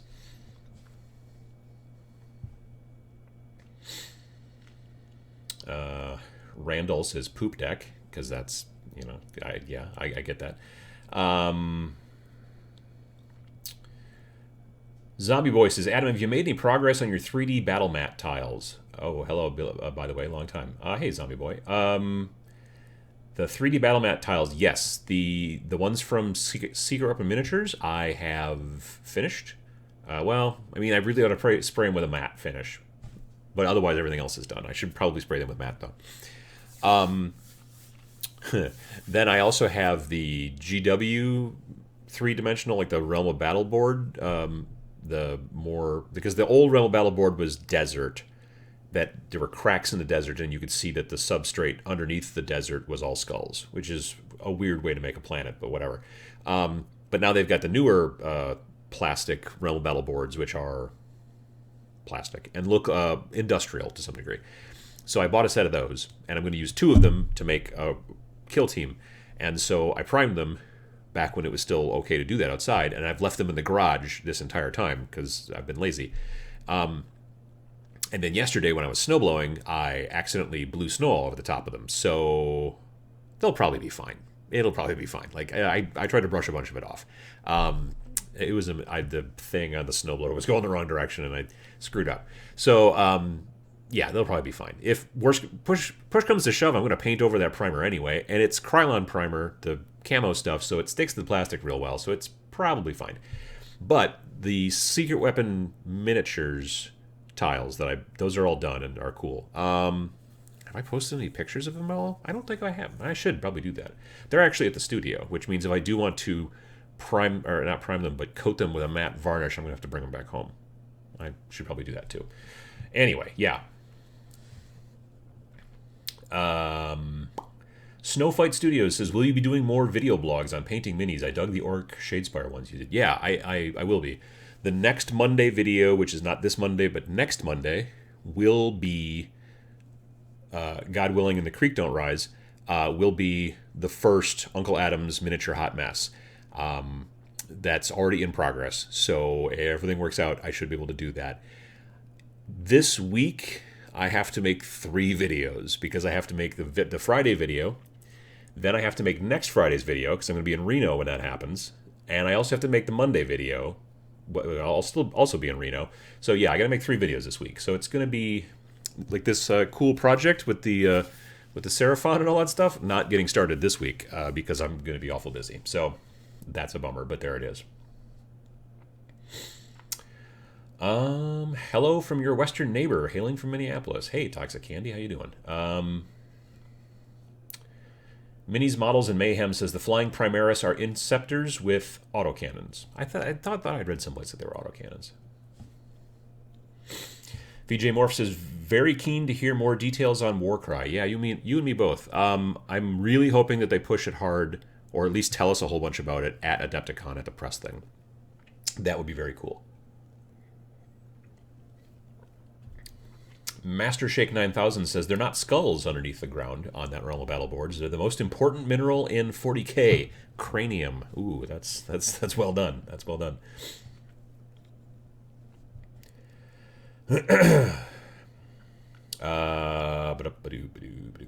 Let's see here. Greetings from Hanover, Pennsylvania. Do you need any hard pretzels? No, I'm good, thanks. Oh, but... However, not but, I did get a package from a viewer. I went and checked the mail. Again, where's the button? Poke, right there. So that's the Tabletop Minions. This is a P.O. box where you can ship stuff to me if you want to. You don't have to, but it's cool. Tabletop Minions is 2080 West 9th Avenue, number 331, Oshkosh, Wisconsin, 54904. But a pair of viewers... Where's the note? And this was very nice. I'm going to try to read this note. Hi, Uncle Adam. Greetings from the suburbs of Massachusetts. My lovely wife and I enjoy listening to your show. I enjoy the always helpful advice, tips, and suggestions, and she refers to you as that incredibly reasonable guy, which I appreciate. Cynthia, the aforementioned wife of mine, makes candied bacon jerky. She sells it online and it's available in several addictive flavors. It's an incredible gaming snack. It's incredible for any occasion, really. Please find some enclosed. If you like it, we would sincerely appreciate a mention on the Every Other Sunday show, and if you don't, it makes a great gift. Well, I've had some, and it is quite lovely, and I've shared some with friends because it's candied. There's not a lot of sugar on it, but there's some sugar on it, and I'm type 2 diabetic, so I try not to do too much of that. But yeah, that comes in a bunch of different flavors. They sent me some tangy sriracha and some pepper something or other, but it's just basically bacon, brown sugar, and special spices. So yeah, and it's bacon jerky, and it's lovely. And you can go on to Etsy and find it. It's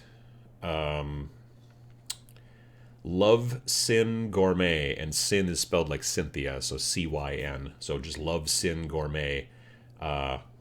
Etsy.com. So if you're looking for some handcrafted Massachusetts candied bacon jerky, I liked it and it was lovely. But again, thank you very much. I appreciate that. I'm trying not to be a big snacker these days, and so keep that in mind. But I'll share it with friends and stuff, so that's cool too. Let me see. What else have we got? Gygax asks, Warcry is the Age of Sigmar version of Kill Team, correct? We don't know. I hope so. I really do. I hope it is, but they haven't really, other than the video that they showed off at LVO, which was like, hey, Warcry's coming, and they showed the logo. There hasn't really been much else out there that I've seen. So, yeah. Daniel, will Game 4 be getting messaging notifications soon? They don't pop up on my phone or tablet unless I open the app and go to messages. There already are message notifications. You may need to turn them on. Where did I put my phone? You may need to turn on the messaging notifications in... I just want to get the words right. Settings and preferences. Yeah, so... you can't see that. That's all just white. Anyway, if you could see that on that screen, it would say there's message notifications, event reminders, and there's little switches you can turn those on and off. So if you go into the, settings and preferences in the menu, you should be able to do it that way. If not, shoot an email and let us know, but it should be working just fine. I mean, I get message notifications all the time because I've got a group of... I've got a wargaming club kind of group here in the Wisconsin area, and people send messages and stuff. Yeah, so that stuff should be all working.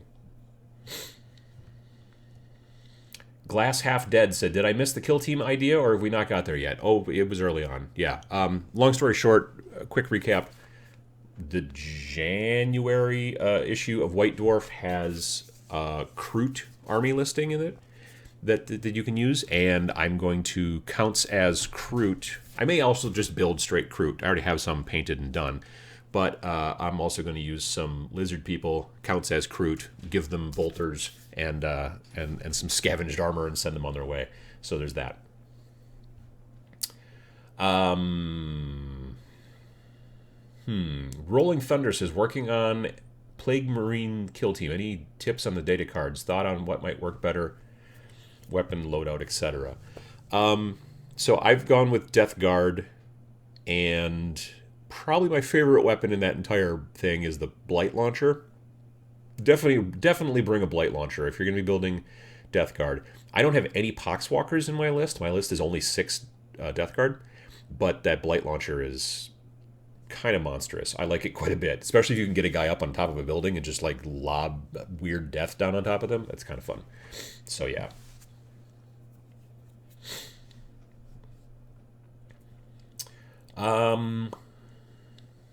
Warcry is the new Salvation Army faction for 40k. I don't think that's the case at all. That would be weird.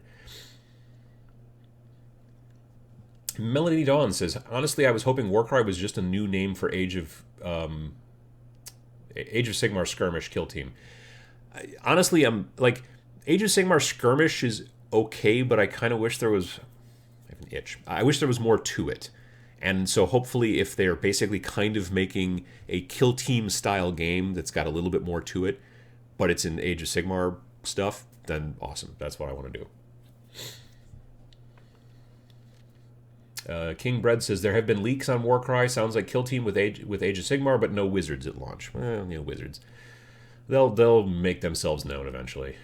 Wizards, they show up exactly when they mean to, or whatever. I don't know, something like that.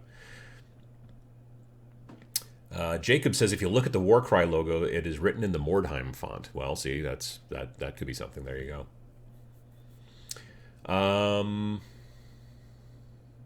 Let's see here. Been sat watching this for a while. I arrived late, and I'm just now noticing, what in the living hell is that in the background? Damn thing is the stuff of nightmares. Oh, that? Nope. That's Necromunda. It's my wife's cello case, and VJ Morph sent some lovely googly eyes, because it used to just sit back there without googly eyes. And so you may notice that the googly eyes have moved a little bit. That's because she had a show in Madison yesterday, so she had to take the cello with her, and she takes off the googly eyes when she goes to shows because she doesn't want them to get lost. Yeah. Anyway, so it's a cello case. It's just a fiberglass cello case with googly eyes, and his name is Necromunda. It's a long story, but eventually it'll be a T-shirt. Chris Castle says, lobbing Weird Death sounds like a fun way to spend an afternoon. Yeah, it is. It is. Devin Jones says, Death Guard with the flail is absurdly good. It pretty much kills anything it gets into melee with. See, and I didn't build the flail. I don't know why. I think it's because I'm bad at games, honestly. I think it was also because I wanted to build... it was some other reason. I don't remember why I didn't build the flail. I remember looking at all the stuff and going, should I build the flail? And then I didn't build the flail. But I've heard that it's very, very good in Kill Team. I'm thinking about starting a Thousand Suns Kill Team, but I've never really played with Chaos in 40k or Kill Team. Any tips for my list? I'm not, again, the guy to give you strategy, honestly. I eventually would like to build a 1,000 Suns Kill Team. I will probably not add Zangors to the list, because the only two choices you have are the Rubric Marines, which are awesome looking, and the Zangors, which are weird bird people, and I don't like the look of them. I don't know why it is. I'm not prejudiced against birds. I just don't like that particular sculpt. Kind of like Poxwalkers. I don't like to use Poxwalkers because I don't like the dumb look on their faces. They're very well sculpted. I'm sure they're very useful in the game, but they all have this weird look on their face that I just don't like. So, what are you going to do? So yeah, I don't know. My only tip is don't use Zangors unless you like them. Then probably use some. Sadly, that's all I've got. But the Rubric Marines look amazing, and I definitely want to do some of those.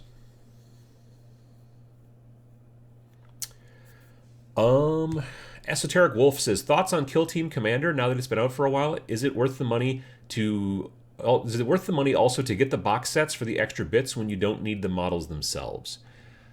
I mean, the downside to some degree with Kill Team, it's not a downside specifically. The thing that they're doing to some degree with Kill Team is like they make these special box sets, and then one of the reasons that they get you to buy the box set is because there's maybe a couple cards in there that are not in the regular book. So there's special, like, well, if you buy this, then you get these special cards. Again, maybe if you're a super competitive player, that's a benefit. For me, or if you're a completist and you always want to have all of everything or whatever, fine. For me, the only reason I bought some of those is because I'm like, well, it's a good deal. Like $50 to $60, and I get these guys plus some terrain and some special tokens, which you don't need the special tokens, honestly, but sometimes it's just sort of nice. But you don't need them.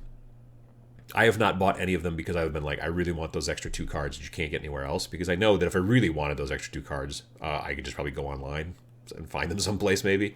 Because again, I'm not playing in a tournament. I think if you went to a tournament and you're like, oh, I have these photocopied cards, they'd tell you no. But I don't play in tournaments, so it doesn't matter. I may have some people that I play against to be like, well, that's not fair. I'm like, well, whatever. That's a decision, and I can choose not to use them. That's fine. But yeah, I don't know. I mean, they're not bad box sets because, like I said, you do get some terrain. So if you're going to use it and it's a good use for you, both in the terrain and the models, then yeah, it's a good deal. Kind of like they're not as cheap necessarily or as good of a value as the start collecting boxes, but they're still pretty good. So I don't know.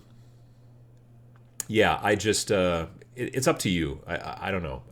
I've bought a couple of them, but it was because I needed the models. Like I needed the orcs, I needed some looted/burners, and the terrain was that cool crane kind of thing, which I didn't have. So I was like, well, that's a good deal. But yeah, otherwise I haven't bought a ton of them. I think I bought the Death Watch one too because I needed 5 Death Watch. So, and it was hard to find, like, because like when I first did my Death Watch, I had the old Kill Team box back before Kill Team came out. It's just called the Death Watch Kill Team, and it's 5 models. But now I can't find it anywhere. All you can ever find now is the box that's like 10 Death Watch, including one guy like on a motorcycle. I'm like, well, I don't want that. So when they came out with the Death Watch Kill Team, the big orange box, that's got 5 guys in it, I was like, I want to add more guys to my kill team and have the ability in the roster to switch around, so I did that. That's why that is.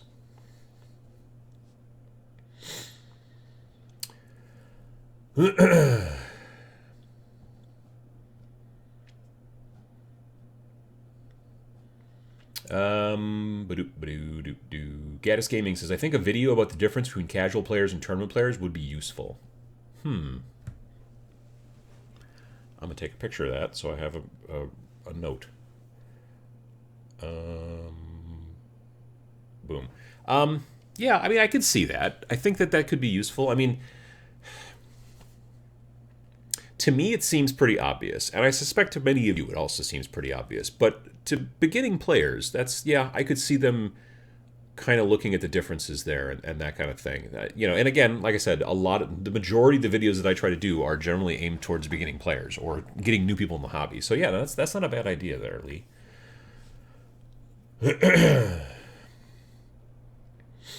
Snow Fight Studios says, Adam, you made me start playing Games Workshop games. I am like you, love Nurgle stuff, but not the cartoony models. Yeah, like I don't like Nurglings much either.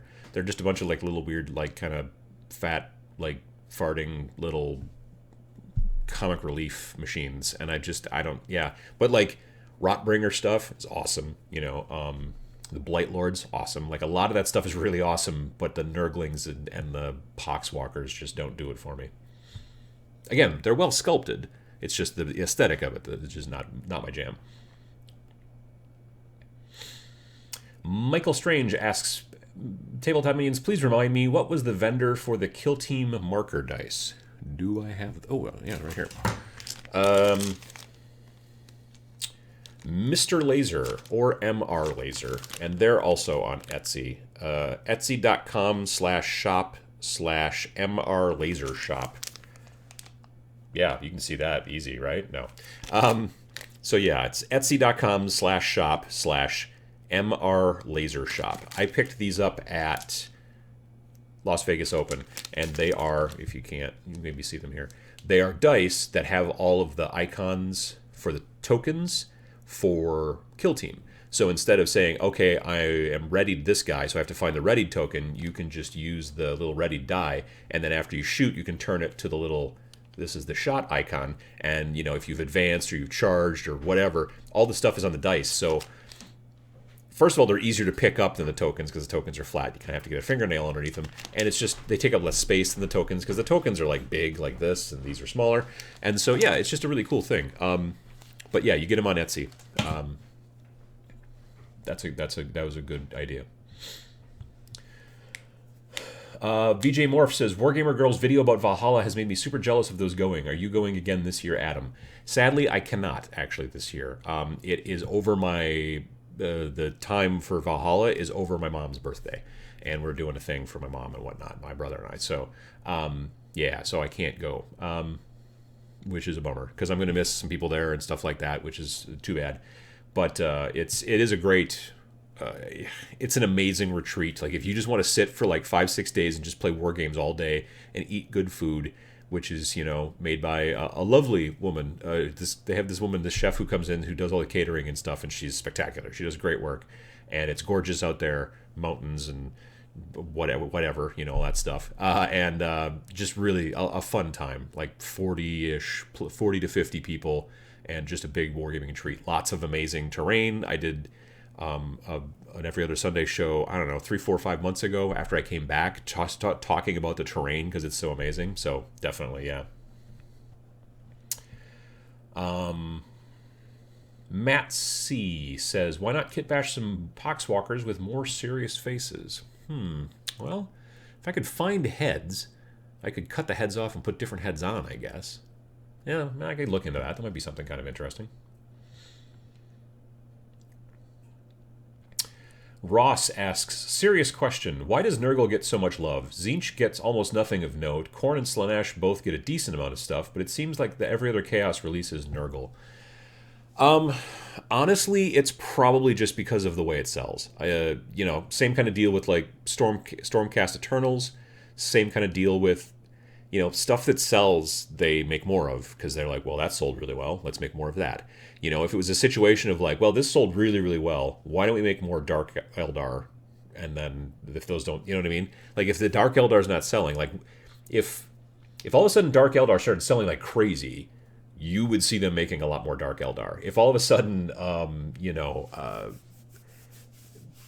Tzeentch stuff really sold amazing, you would probably see them making more of it. That's my guess, is that it's not particularly because they don't, well, there could also be, to some degree, there might be like the designers like designing it more, but I have to suspect that it's probably more likely that just they know what sells, and they know that Nurgle stuff sells, and maybe Khorne stuff sells, and so they make more of that. Because again, like I said, like people are always like, oh, great, another Stormcast unit. Well, people buy them. You know what I mean? If people weren't buying them, they would have stopped making them a long time ago. Look at the Tomb Kings. Like Tomb Kings, they decide. Partially that situation with Tomb Kings, in my opinion, was they needed to pare down a little bit. But if you'll also notice, since they've pared down a couple of things, like Bretonnians, they don't really make those anymore so much, and they don't make any Tomb King stuff, but they've added new stuff. As Age of Sigmar has taken off and gotten bigger, probably bigger than they thought, they've added Daughters of Cain, they've added Wet Elves, they've added, I don't know, other stuff. I haven't paid super close attention to some of that stuff, but yeah, it might be something, yeah, I get the feeling it's something along those lines.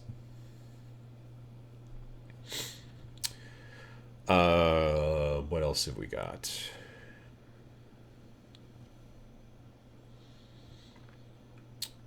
The DVG host, or possibly DV Ghost. Probably more likely that.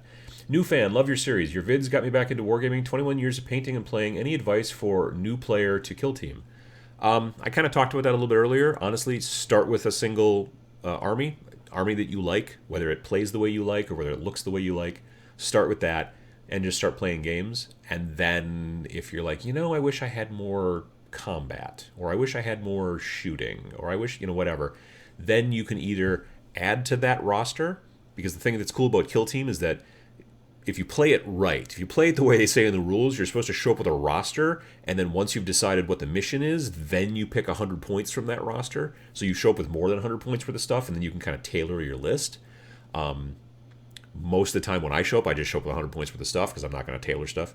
But I'm getting to the point now with some of my armies where I have enough stuff where I could tailor it, but I just don't generally.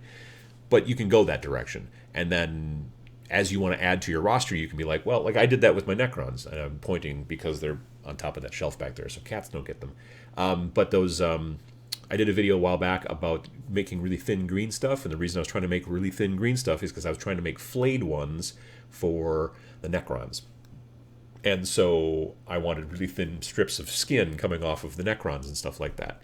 The reason I wanted to do those was twofold. Number one, I wanted to try making my own flayed ones because the models that they sell for the flayed ones, A, are resin, and B, I wasn't super keen on. But the second reason I wanted to make flayed ones is because I wanted to try some close combat Necrons. So starting out, building kind of a base of 100 points and then kind of adding to it, I think is a good way to go. And then at that point, you can be like, I really want to try some Grey Knights, or I really want to try some, Harlequins, or I want to try whatever, and then you can kind of go from that direction. So yeah.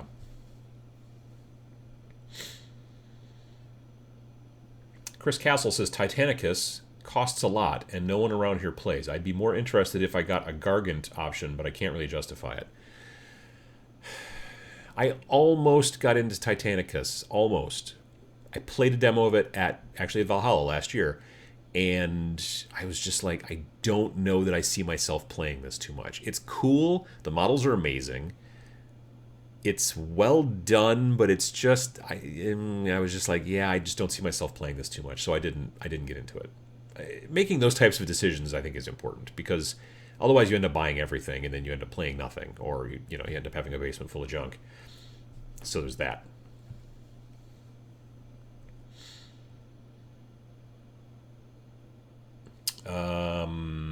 What else? Calvin says, hey Adam, I just picked up Blackstone Fortress yesterday. The significant other and I are excited to start. She loves your videos. Well, I appreciate that. Thank you. Yeah. Blackstone Fortress, like I don't know that I will actually ever end up really playing the actual game. I mean, a lot of people do and have enjoyed it and stuff like that. I kind of bought it more for the models because I want to use a lot of those models in Kill Team. You can also use them in 40k too. Like they've got like in the box is rules for all those models or most of those models for 40k. To get the Kill Team rules for Blackstone Fortress, they released those like 3 weeks, 4 weeks after the game came out, and it was a PDF, so you can go find that on their website someplace. So that's cool, and that's one of the reasons I bought the box was because of the models. Other reason was because it was a Black Friday sale and I got 20% off, so that was also a big benefit.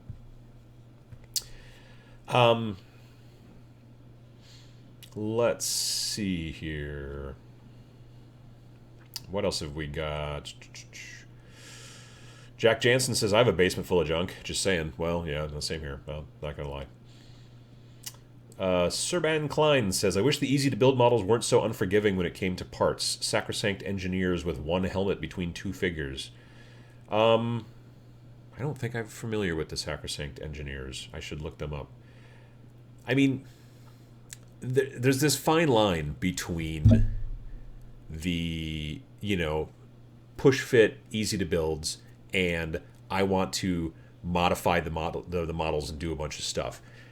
Those models are very difficult to modify. If you're using the like the push fit models from the Soul Wars box or something like that, those guys are hard. They go together one way, and if you want to modify them, it's a lot of work. But for the people who are like getting into the game for the first time and are new, like that push fit stuff is really great because it's very simple to build and they still look quite dynamic. But yeah, they are hard to customize. It's like I said, it's this fine line. It's difficult to kind of go that direction. So I don't know.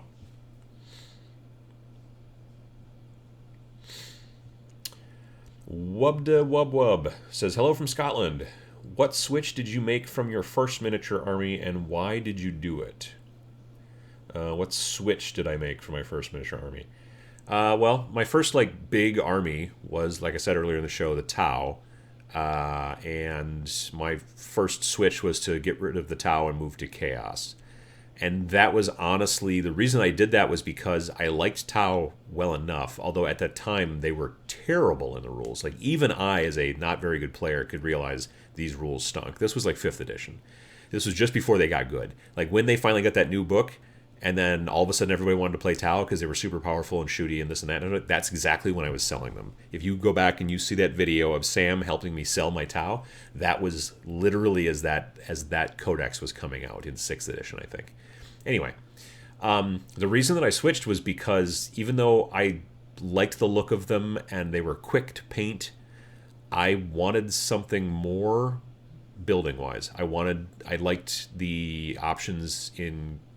I liked the customization and all that kind of junk that you could do to the Chaos Space Marines. You can't customize them as much as you can customize, say, orcs, but you can do a lot of swapping shoulder pads and doing all kinds of crazy stuff, whereas like if you swap shoulder pads with another Tau, it's just the same damn shoulder pad, whereas you can do all kinds of cool stuff. You've got the 4 gods, you've got the Nurgle and the Slanesh and the whatever.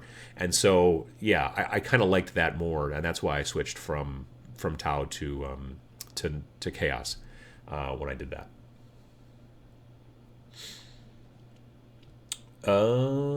Let's see here. Grimlock Steve says, I'm thinking of running an Age of Sigmar Path to Glory campaign with RPG-type mechanics for acquiring artifacts. The leader with a max-size party has to fight a boss alone. What do you think? And any tips? I think it sounds like a super cool idea. I always like that kind of narrative stuff. I don't know that I'm particularly good at writing that stuff because I've never done it, but I like the concept. Yeah, that's kind of cool. Ross Wolf says, does anyone know of some place that sells good scrap metal bits that would be good for orky conversions? If you're going to do orc conversions and you're looking for scrap metal, just get yourself do these things. You can go to the hobby store and get yourself plastic styrene sheets and then cut the parts you want and all that kind of stuff and make sure it's real rough and beat up and all that kind of stuff. Weird angles, that thing. Frequently at your hobby store, if your hobby store is into scale modeling at all, or trains and stuff like that, like train sets, they will generally, in their styrene section, also have, and you have to get the scale right, but they will have stuff that's like I-beams, trusses, like the little kind of zigzaggy kind of things you see like for holding up antennas and junk like that. And they'll all be made out of plastic, so you can use those two to do, fancy salvage junk on your orcs. Another big trick that I found is that if you ever get a gift card for like Christmas or your birthday or whatever, those plastic gift cards, you go to, I don't know, Target or wherever your gift card's from, when you're done, a lot of times they're like, oh, you want me to get rid of that for you? And I think it's because they're going to recycle it or maybe reuse it. I don't know.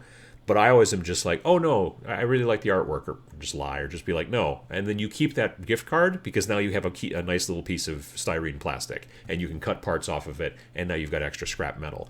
I save all my gift cards because it's just cheap. Well, it's basically free sheet plastic that I can use in modeling, and I've used it a bunch. I've built a bunch of catwalks for basically for Kill Team, and I wanted them to look like they were salvaged parts catwalks, so I basically just used sprue and a lot of plastic, like sheet plastic, and a bunch of it was also the PlayStation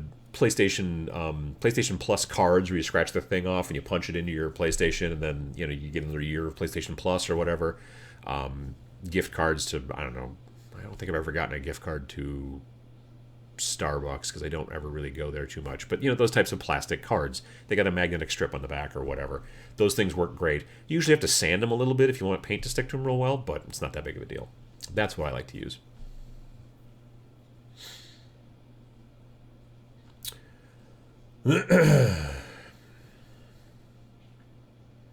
Kelly says, I hope that the Bits guys at Adepticon may need second suitcase to get stuff home. I would be amazed if the Bits guy was not at Adepticon. So, for those of you that don't know who the Bits guy is, it's the name of his business is just the Bits guy. He owns a store, I think it's in Toledo, Ohio. And I don't remember the name of the store, but it's in Toledo. I'm 98% sure of that. And he goes to the conventions. He's at Gen Con usually. I'm pretty sure he's at Origins. He's always at Adepticon. And he just has this long booth, and it is full of these like Rubbermaid tubs that you like put underneath your bed. So they're only about maybe yay high and about, I don't know, 1.5 feet wide, and then maybe almost 3 feet long, maybe 2.5 feet long. And they have a lid, and they're clear plastic. And each one has got like a label on the front, and it will say like Tau, or it'll say Lizardmen, or it'll say whatever. And you take the top off. There's just a whole bunch of them. So you grab the one you want, slide it out, set it on top, take the top off, and it is filled with little Ziploc bags.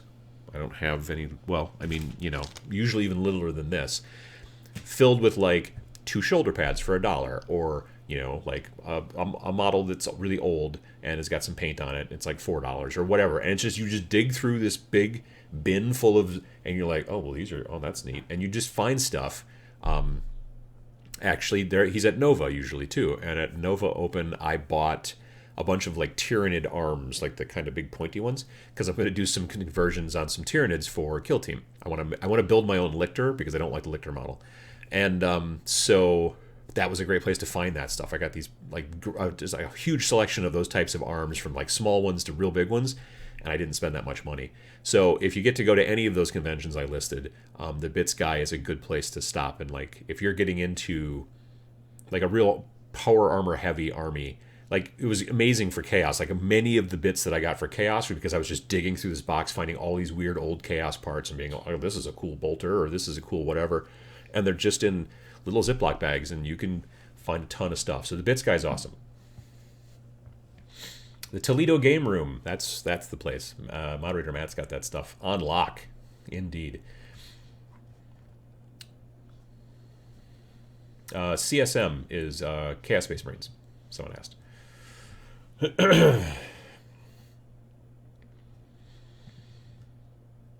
Let's see here. Hello from the Netherlands. What's the best boxed game to start with my 8-year-old son? We like the painting stuff, but I'd like to take it a step further regarding the hobby. Cheers. The best box game to start with.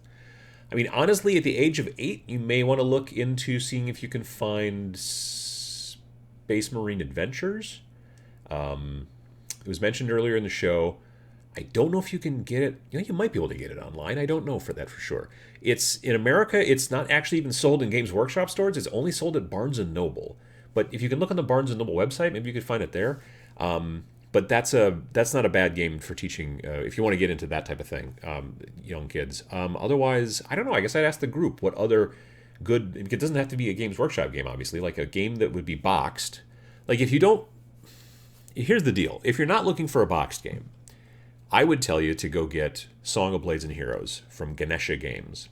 Ganesha, like the Hindu, I think Hindu god, the elephant god.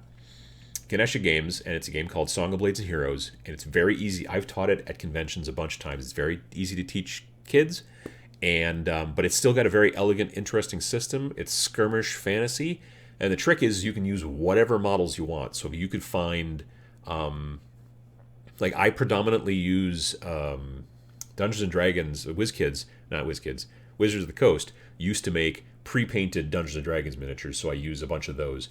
But now WizKids has those unpainted Dungeons and Dragons miniatures that are primed that you could paint up if you wanted to do that. So you could go through and pick out a bunch of cool ones. They're all pretty cheap, and then the two of you could paint those, and then you could play Song of Blades and Heroes, and it's a really good game for, like I said, especially for younger kids, getting people into the game. That reminds me, I was looking. Where did it go? Boop. All right, so I showed you before. This is the Amble guy. That's pretty cool. But I just remembered talking about Song of Blades and Heroes. I also picked up these three Chuckleheads recently. I was at a local shop and I had not seen this set before. But it's basically, what's his name here? Striper and Lego Pants and Groin or whatever from the Lord of the Rings. And yeah, so these guys are hard plastic. They're like the normal GW plastic. And I was like, I don't know that I'm ever going to play Middle Earth, the actual game from GW, but I know these guys would work awesome in either they'll work awesome either in Song of Blades and Heroes, or what I'm probably going to end up using them in is probably Rangers of Shadowdeep. So these guys I've built now, and I haven't textured their bases yet. I need to do that, and then I will paint them eventually. But I did build them. I got some hobby time in on Sunday? Yeah. And I built some of these guys. I also built some gnolls, which are kind of like big hyena dog people, and those are also for Frostgrave. But yeah, I'm going to be adding some of those to my Rangers of Shadowdeep set, my stuff that I'm doing for that. So yeah, I mean, honestly, also Frostgrave might be a good start for a kid too. But I think that Age of Sigmar, or I keep saying Age of Sigmar, I'm sorry, Song of Blades and Heroes, I think is probably the way to go, because it's easy to teach, but it has some definite choices that you have to make every time that you want to activate a figure. And I think that's a good thing to teach a kid, as far as like, it's not gambling, but it's like, how far do you push your luck? You know what I mean? So it's kind of cool. These are great models, though. I was super glad that they were in plastic and not in resin. So yeah, especially with this big long Ongen sword. So absolutely. So those guys are going to be fun, I think. Now I have to fix all my screens. No, and there. Okay. And that. A lot of clicking. But yeah, so that's a way to look into it too. I would say that way.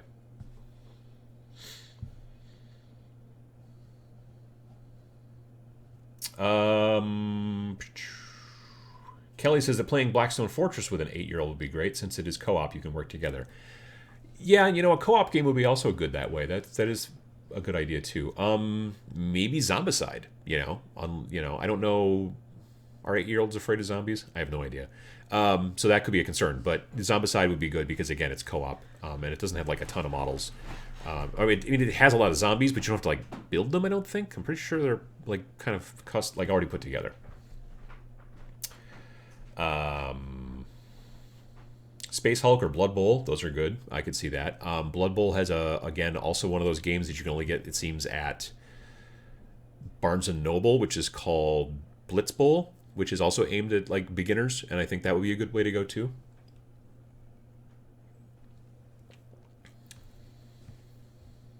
Let's see what else.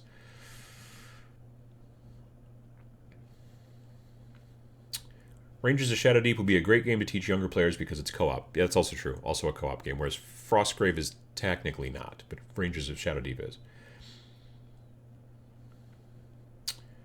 Boop boop badoo. Christopher. Jacob says, "Do you think that the Citadel starter set are good for starting your paint collection?" I mean, if you can afford any starter set, there's a lot of them out there that are great for your paint collection. Army Painter has got some starter sets. Partially depends on what kind of paints you'll like, which if you're just starting out, it's going to be hard for you to know which paints you like. Honestly, I think that a starter set, like there are some starter sets, like Vallejo makes a starter set that's like, but it's like $200, which is a heck of a start. You know what I mean? But it is also a ton of paints. If you can find, like I think Reaper makes some smaller starter sets. I'm pretty sure that Army Painter makes some smaller starter sets. So if you could like pick up a smaller starter set and then maybe a couple of washes, you know, now you're at least have a good place to start. Ask your friends about what kind of paints they like. Like I said in Friday's video, almost nobody sticks with a single brand. Like I paint with Citadel stuff, Vallejo stuff, some Reaper stuff, Army Painter stuff. I'm all over the board. Other people like Warcolor, there's all kinds of different companies out there. And so I think I said there was 166 billion, which is I'm pretty sure dead on. And yeah, so there's a lot of different paint companies out there. But the trick is that if you want to start with like getting a bunch all at once, don't go nuts. Like don't go $200 probably, you know, unless you just got money to throw around, because you may not actually like that manufacturer. You may be like, oh, you know what, I hate these or whatever. Like you don't like there's not enough pixels, not enough pigment, or maybe it's the stuff is always too wet and you like it to be a little bit less wet, or I don't. There's all kinds of different things that make people like paints or people not like paints. So. Yeah, that's kind of a thing, is to try to figure that out. But Army Painter is probably not a bad place to start, because I think, if I remember correctly, they do have some starter sets that are cheaper and smaller, as opposed to going, you know, really expensive. Like I bought a starter set of airbrush paints from Vallejo, which came like in a big plastic carrying case. I'm not quite sure why the carrying case. Like, am I going to take them on the road with me? Maybe, I guess. I don't know. I suppose. But anyway, it comes in a big plastic carrying case. It comes with a ton of different colors, and it's all different airbrush colors. And I bought that because I'm like, I want a whole bunch of airbrush colors all at once. And to me, it seemed like a good deal. But I would not start there for your average person starting into painting. So there's that.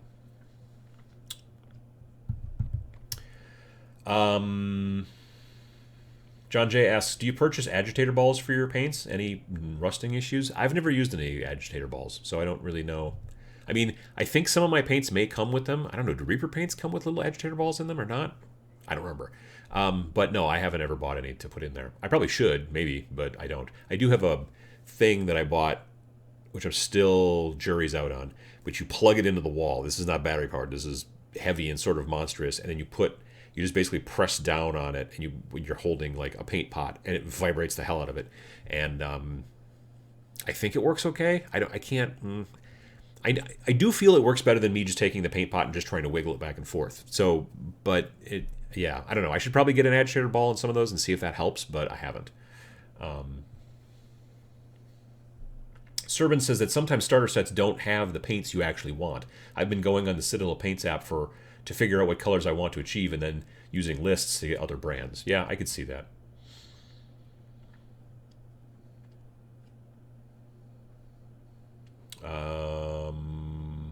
Scale 75, also another good, decent brand. I like Scale 75 stuff pretty well.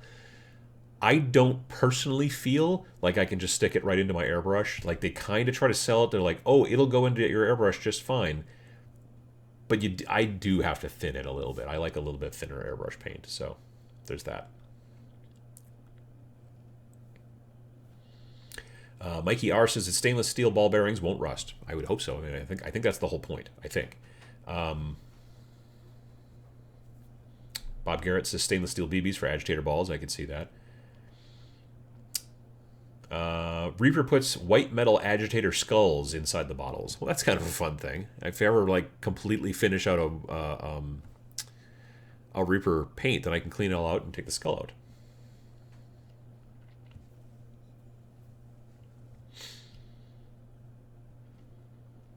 torches, I use plastic BBs for agitators. I wouldn't think that they would have enough mass to agitate as much as you would like. But I don't know. I guess I haven't, because I would think they'd be too light and they wouldn't do the work as much as like a heavy thing. But I don't know. Matthew Sears says the thing about paints is that we all have a lot of opinions. That is very true. And as you get more into the hobby, you will begin to also have your opinions. I mean, everybody likes to. I did a video back in 2016 question mark 2016 or 2017, and it's got Sam's face on the thumbnail, and it was at Adepticon, and I talked to 7, I think, different miniature painters, and I asked them all the same 6 questions, and it was amazing to see all of the different answers. I just basically asked them all the same questions, and then they gave me answers, and then I edited it together where I put the first question on the screen and then got every person's answer, and then did the second question, and it was a pretty popular video, and it's done pretty well, but it's amazing to see like just artists who are amazing, do amazing work, having absolutely opposite ideas about that kind of stuff. Just completely like, no, this is absolutely important, and the next person's like, that is not important at all. And they both do amazing work, so it just sort of teaches you that you have to kind of find your own way, if anything. I want to do a video again like that this year. I'm going to kind of switch it up and stuff, but I'll be doing that again this year at Adepticon, which reminds me I have to finish that list of questions. Anyway, it's 11:01 now. It's 11 o'clock in the morning here in sunny Wisconsin, but cold. And so I'm going to go and eat some lunch. But I appreciate everybody coming by and hanging out and talking. I appreciate moderator Matt for doing a heck of a job with all kinds of links and stuff like that today. And I appreciate the viewers coming by and checking things out. Next, I'm pretty sure next episode is still cool. 17th? Yeah, so the next one will be St. Patrick's Day. Well, that'll be something. But yeah, so the next 2 weeks from now will be the next one. And then there will be maybe some goof-ups because of traveling and stuff. But next show's good. So, yes, everybody have a good time. And we'll see you in 2 weeks. And thanks for watching.